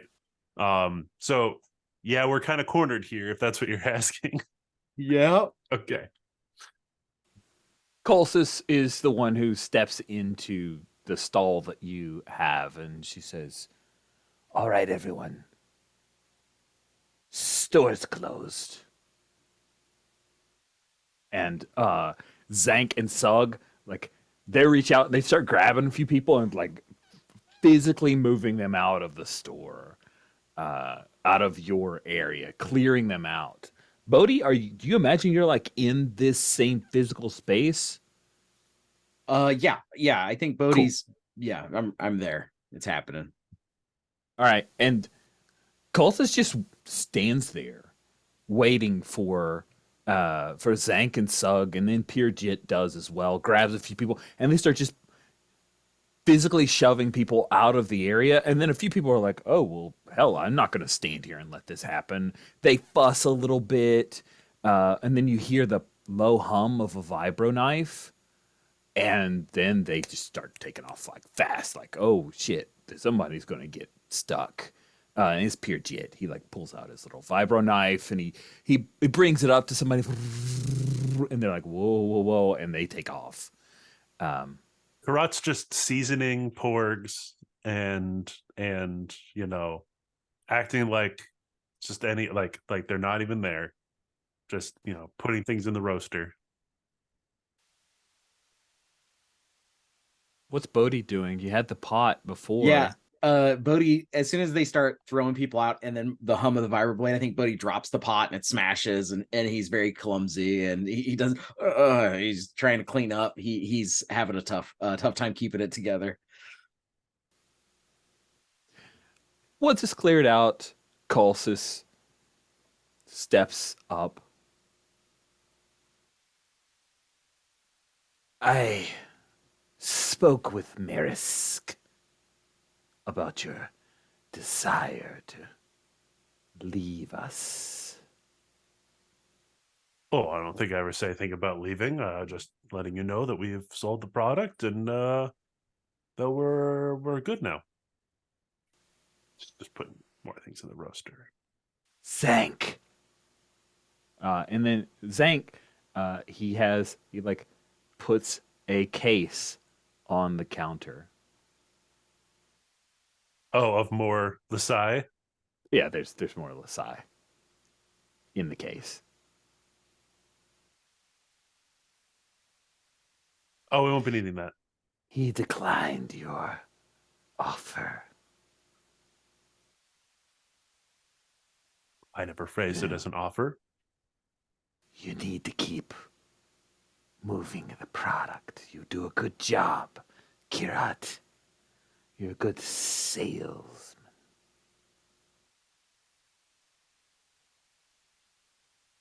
Huh. I really appreciate you saying that. And she's gonna flip the fryer onto Marisk is right in front, yeah. So this would be my sudden violence. Oh, Marisk isn't around. Just so we're clear, okay. Yeah, so it's Colsus. Yeah, Colsus is speaking like Marisk says, "Oh, that's great. Go tell them I said no." And take some more product once they're out. Yeah, so it's Colsus. She is the lieutenant who's being told, go deliver this message. So yeah, sudden violence is happening. Is that yeah, what you're about to do? no, yeah, on Colsis. I'm gonna do the sudden violence. I told Maris to come down here, and he didn't. So You did not. okay, so that's 4. Oh, sudden brutality. Sorry, is my specialty. Specialty. Your So that means specialty. I'm rolling 5. Oh dang it! I lost the roller. I lost the roller. Oh, you want me to relink you? No, there it is. Okay. All right. I'm going to add dice, and then I'm going to roll my blue. Okay, dice. so add then roll. Here we go. I am excited for this. You are rolling 4 dice. You are very good at John Electric. Boogie woogie woogie. I'm rolling 5 because it's my specialty. Oh yes. So did we? Sorry, this thing, the specialty still confuses me a little bit. Is it a new one or is it a that you? It's can't advantage, remember. right? It says if the roll relates to a specialty, roll an extra dice. And Okay. ignore the lowest result. The And lowest disregard number. it. That's okay. Yeah. I for some reason I forgot it was both. Okay, cool. 5 dice, and you can 5 dice. ignore the lowest die. Here we go.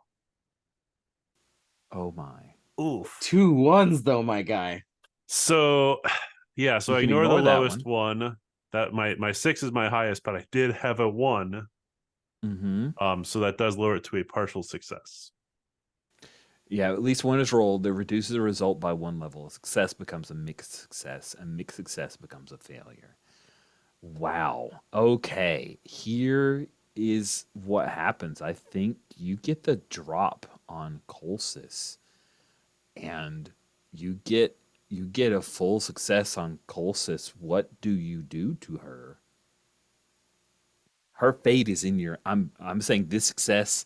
This is brutal and violent. You are. She did not see this coming for some terrible, terrible reason. What happens to Colsis? And you're muted, Greg. Ah, you're muted, Greg. Sorry.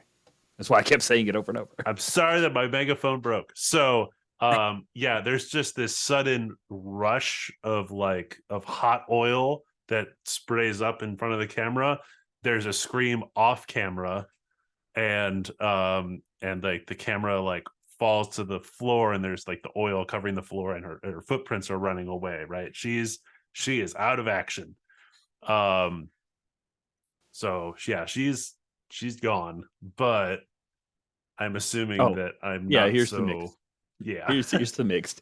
Yeah, that happens, and Pure Jit is completely shocked, and he rushes down to try to help Colsis, but Zank and Sug, they're like, "Oh my god, party time has begun," and they start just lighting the place up.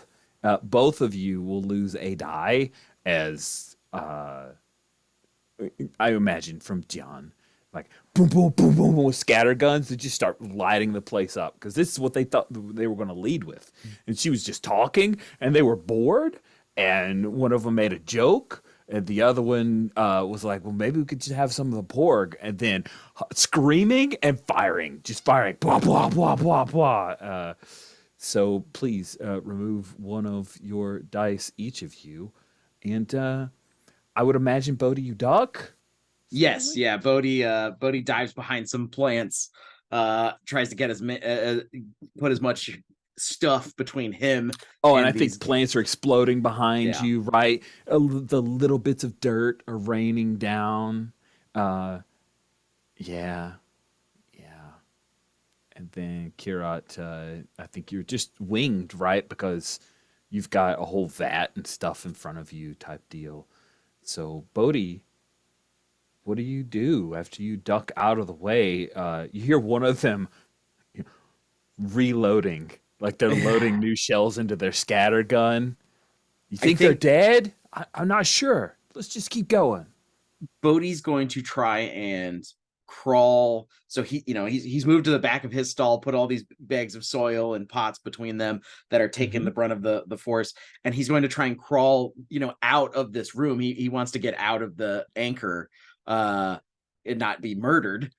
So he's like crawling through debris and stuff like that. So that's what he's attempting to do, is to get out of there. Oh, sweet. It sounds like a physical thing then. All right, 2 dice. Love that for me. I'll be a red color, and I'll just add the two, and as I add them in, they'll appear. Oh, sounds good. Okay, so when I'm going to get rid of some of these if that's okay with everybody. It's just a lot in the way, and it always adds to the beneath. So Clear it up. All right. why that one's stuck there, but yeah. All right, let's see it. Good All right. luck. I got 2 dice. Here we go. Here we go. I clicked it twice. I don't think they appeared. Maybe I did a bad job. Did they appear for you? Oh, no, never mind. I'm a fool. I clicked the pip option. Here we go. 5 and a 2. Oh, 5 is a success. You get the hell out of Dodge. You get out of there successfully because they weren't even after you. You weren't the one saying no. It's good. It's good. Good job, Bodhi. You're out of there. You can do other stuff. Kirat, do you hear Kalsa screaming in pain and Pirjit mumbling something about like, no, I think, yeah, we don't have any back there. We don't have any back there. I'll just, like flour. I'll get some flour or something. And she's screaming at him in Trandoshan. You're not sure what it is, but it's not at all pleasant. And she's trying to get up, but she's in so much pain that she can't really move. And the other 2 guys, they're reloading. What do? Zank and Sug putting more shells in their scatter guns. Oh, I'm grabbing that blaster rifle that I always keep underneath the It's true. It's on the roaster. character sheet. We know it's true. That has to be answered. That is a true Chekhov's blaster rifle. So yeah. And I think she just shouts, "Hey, Slamos!" And then just Amazing. Unloading into them. Trying like if I can't do names. If Pirjit is like down on trying to help her, yeah, okay. So yeah, definitely. Here's the deal, Kirat. You could just take him out. No, the ones that actually have their weapons out, they're the problem. Okay. Yeah. All right. Cool. Sweet. So you're rolling with 3 Dian Electric. Yeah. Woogie.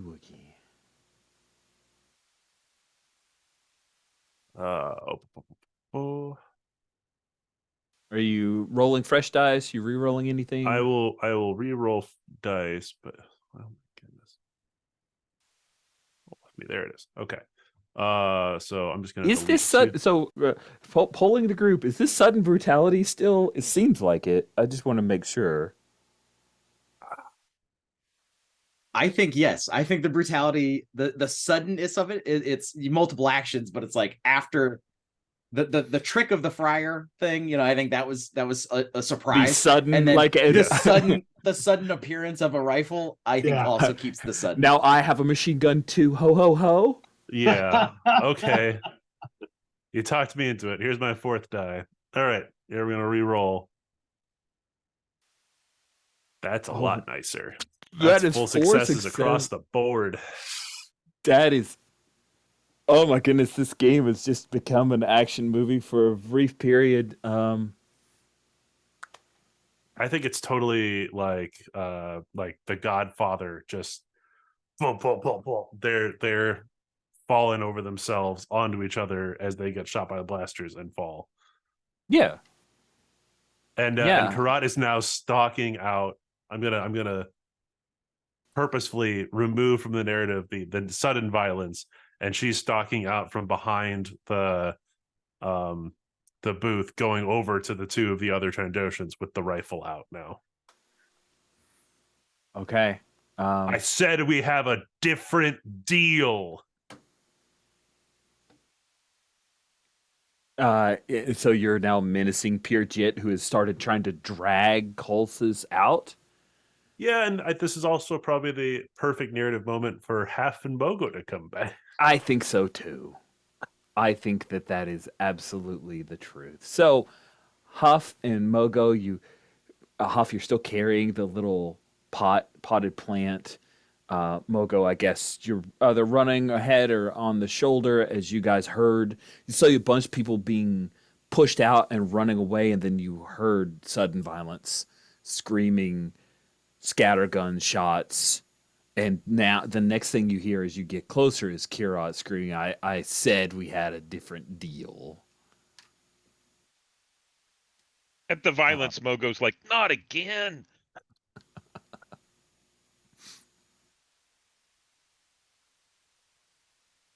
So this, I think, like Hub is like peeking around the corner, trying to see what's going on. Are these Trandoshans? Are they sticking around? Are they dead? Are they running away? What's going on? 2 of them are dead. Yeah. And if Kirat allows Pirjit to drag Colsus out of there, he's just going to drag her out of there and probably eventually pick her up and carry her, firemen carry her out to a turbo lift to try to get out of here.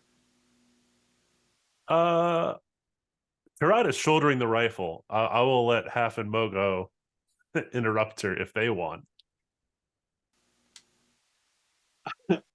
I'm going to make a play here, and like Half tells Mogo, "Oh, go make sure that Kirat and Bodhi are okay," and then she's going to like stop the Trandoshans and hand them the plant, and and say, "Bring this to what's his name? Merrick? Is that what? Marisk. Yeah, Marisk. He'll know what it means." Pirjit's got a lot going on. I need you to roll with a heart. And you're going, you really want to succeed at this. Yeah. Good thing Half's all heart. All heart. Okay, I'm not super good with this dice roller. I'm rolling 5 dice, right? Yes. Unless you could work in your judge of character. I don't know. Maybe that. Well, she's trying to say this in a way that will make him go along with it. I'm not sure if judge of character really plays into this. I don't think she has enough time to interact with him for that to work. Yeah. Well, here's a potential idea. Just throwing out, just spitballing. Sure. You know, we've interacted with some of the Messiah Kings before. Does Half know, you know, of the 2 or 3 Trandoshans that are scattering, he's the kind of weakest willed one that she can like press this onto in a way? I don't know. Just spitballing. I'm thinking we've got the reroll from the asset thing, which might work here. We're still kind of maybe, you know, I don't, or maybe we can't use that for this. I don't know. Yeah. Okay. Or maybe like the judge of character thing could work for Maris. Like if she can choose the words that would, like, how would he react if he didn't get the thing that they were supposed to give him, that sort of thing. Interesting. But it feels kind of, it feels like a stretch. So. Oh, I like that though. I like the idea that Half knows Merritt. It's like, oh, you know, instead of saying he'll know what this means, you might be like, take this to him. He knows how important it is because he's. I like that idea. I don't know if it works, but I like the idea. I'll just say that. I'm gonna say the judge of character really needs to apply to the people you're talking to. Yeah. I just roll the 5 dice. Yeah, you've got other resources. You're pretty good at it, so I don't feel like I'm screwing you. But I do want no. tension in here. So let's. I was throwing it out there just to see if it would work. But yeah, so I'm going to click out some dice. I'm not sure how this one works. So you can always just type 5d6 at the top here and just hit enter. But yeah, okay. So you're just adding them to the table. These aren't rolled, is that right, or are you rolling them? These were just added to the table. Okay, all right. Click them on click the little thing. Once you've clicked it, and you'll re-roll them. Yeah, now I'm rolling for real. That's good and bad, so it's not good enough. Yep. So 2s and Could I 3s are use, mixed successes. The 1 will draw away from your full success. Do you want to use your asset I for a absolutely reroll? want to do that. So That is and that fine. just means I re-roll the 1, right? I'm just double checking. Reroll a dice 8 times before it's depleted. So yes, you can Yeah. reroll that 1. So I'm re-rolling that now. It's a 4. Okay. With that becoming a 4, that means that it is no longer drawn down to a mixed success. So you hand off this potted plant to Pure and he's not entirely sure what the hell this is about, but he doesn't think about it. He's just trying to get out of there with Colsis, who is just like molting on top of him. Her skin is melted. She smells really tasty though. She smells like pork, which gotta give you some weird feelings, you know. Yeah, sorry we melted your friend. Here is a fern. And Purjit takes off. So And in the meantime, Mogo has run up to Kirat and is like, Kirat has shouldered the gun, and Mogo's like, come with me, we need to keep away from the dangerous areas, and kind of pulls it back into your shop. Where's Bodhi? Is Bodhi okay? A hand shoots up from behind a stall. I'm here. I am hiding. And hold on, I'm coming out. Where were you, Mogo? Well, we were at the bar talking to some people, and what happened here? What happened here is exactly what I told you would happen. Herat Those Psy defended Kings came us. down, tried to push on new product, and I told them no. I think I told them no pretty definitely. Gestures over at the other two ninja trojans. they are still smoking from blaster holes. Half walks in, she kind of steps over one of the Trandoshans, like, Who were you talking to at the bar? Why is that important? I mean, the place just got shot up. I mean, They pushed the Psy Kings out. yeah, but they're going to come back in force. And I look over at Hala, and I'm like, where's the plant? what? Oh, Bodhi, are you okay? And she's like gesturing to Mogo, like and absolutely pretending that nothing has happened.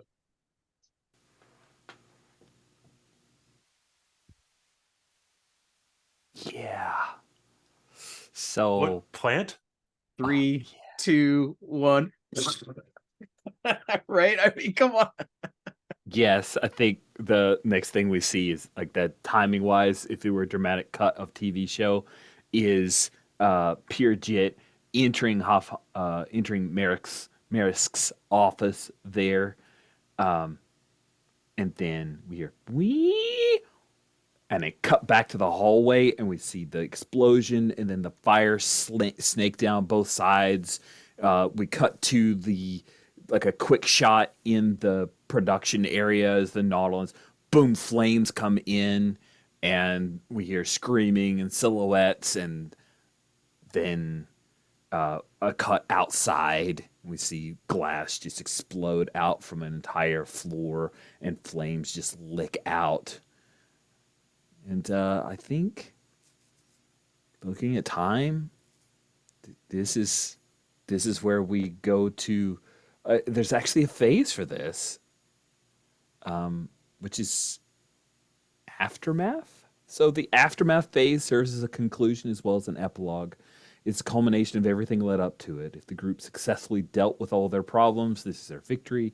If the group's actions led to a catastrophe, that's a mechanical thing. You actually didn't do that. We just didn't have enough time. You were headed that way. This is a tragedy.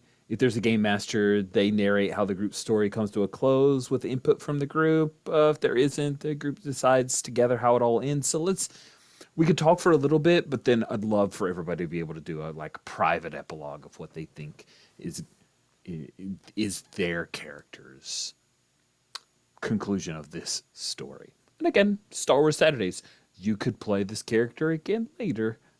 Say, okay, what, as a group, what are you guys interested in here? Do we think that this was the end of the Lasai Kings?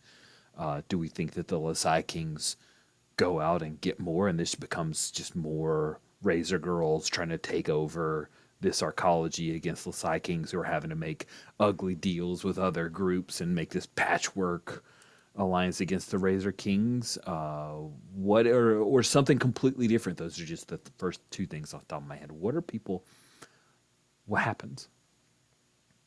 I definitely think if the Lasai Kings aren't, on the ropes now, I mean, they absolutely are. I think if they're not obliterated, if they don't fracture and like the gangs splinter off into other sub gangs and go elsewhere, this is like truly just the next step of escalation. But the Razor Girls now are pushing in hard to the palace, and maybe the Lasai Kings have lost a block. But like this whatever it is, there's definitely an open war in the palace over the next week as one gang takes over and the other gang is kicked out.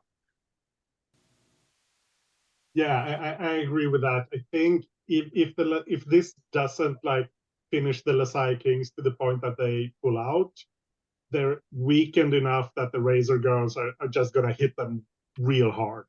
But that may mean that there's a lot of fight.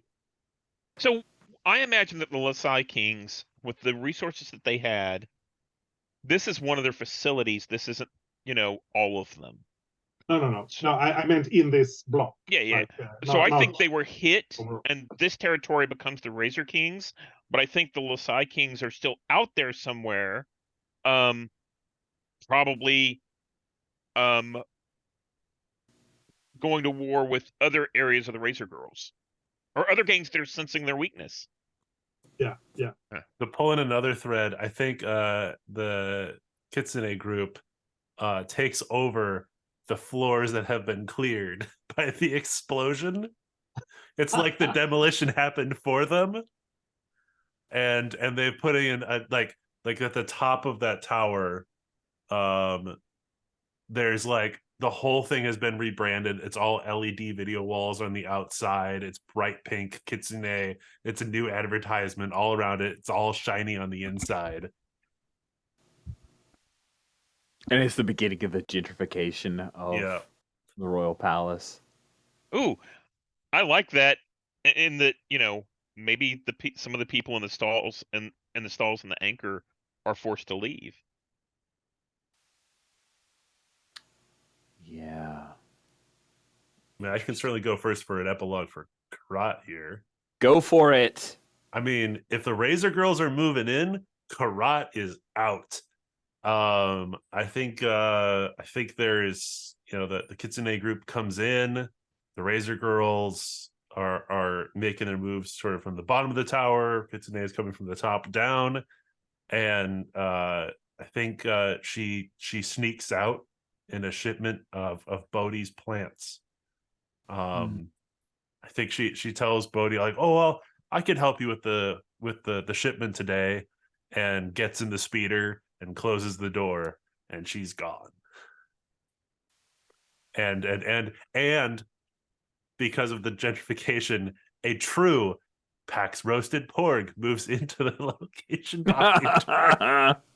and replaces her stall.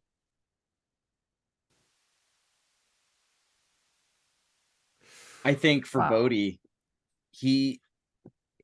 the shipment that Karat sneaks away with is his last big one, as he sells off all of his stock for just dirt prices, even less than dirt, because dirt is worth so much, you see.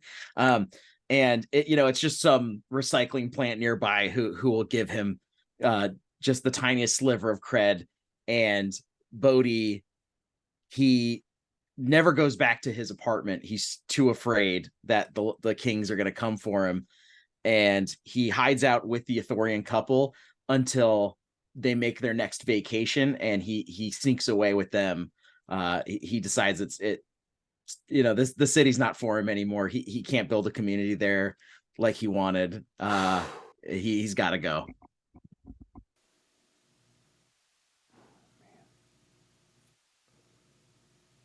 I'll go with Mogo. So Mogo, I think, whenever the Kitsune group moves in, his clan, they are hired on directly as a maintenance team.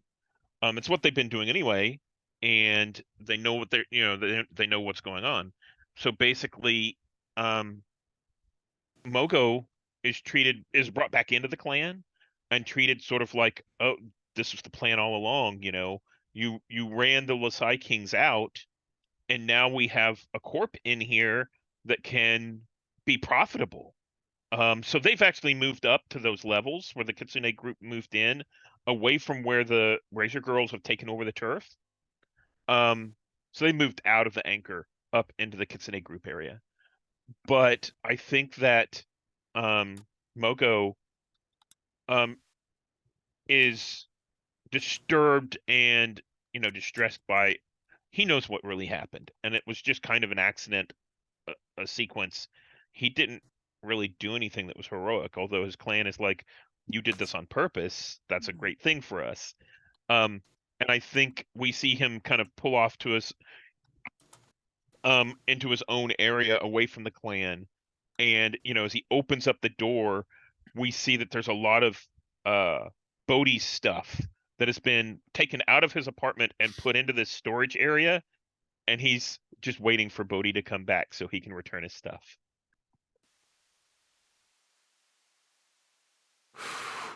Cody's dead now. He died. So I think with half, I think we see her first.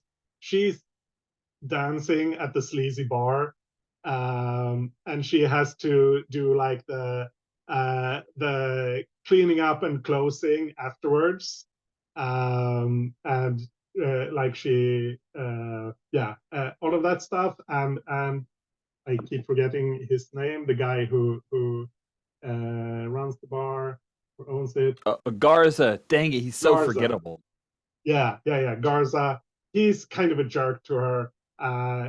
She just takes it, and then she shuts down the droid, closes everything up, and then it cuts to like in the middle of the night, and she like sneaks out of one of the cabinets or something behind the bar.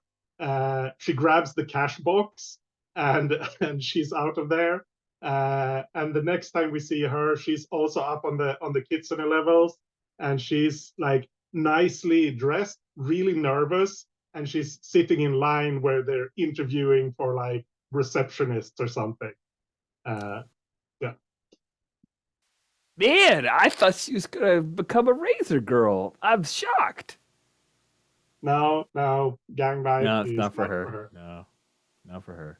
She's such a good little bomber. Cool. I think that covers everybody, right? That is wild. I think that brings things to a close. The palace guards, of course, excited about Kitsune and all the upgrades that are coming. The Lasai Kings and Razor Girls fight is pretty short-lived because the Lasai Kings got hit hard and they end up abandoning. And, they're down in the dregs of Carannia City, remembering, they're going to call a hunt on the people who did this, I'm sure. Yeah. There we go. That is our two-shot of Dian Xin. Maybe the most one of the most tragic Star Wars Saturdays games. So much hope died here. It's so sad. No wishes to be granted, but we can finish up with a quick round of stars, like onesie twosie. We don't have to go too far. But I am curious about feedback on Dian Xin, thoughts around it, that kind of stuff. Who wants to throw out a star or two? I'll give two. Oh, go ahead, Steve. Oh, you go first. No, you go first. All right, I'll go first. I really like for the system, I really like games with phases. I think it's a really cool thing in RPGs to have this like structured beat where it's like, okay, now here's a pause. And I really enjoy kind of how it unfolds. And it's kind of like you know, it's a bigger, it opens up to almost like more of a bigger management kind of style game, which it's different strokes for different folks, but I like that a lot because it kind of abstracts some of the bigger things. And like we discovered, oh, this really lets us pick and choose what problem is popping up for us next.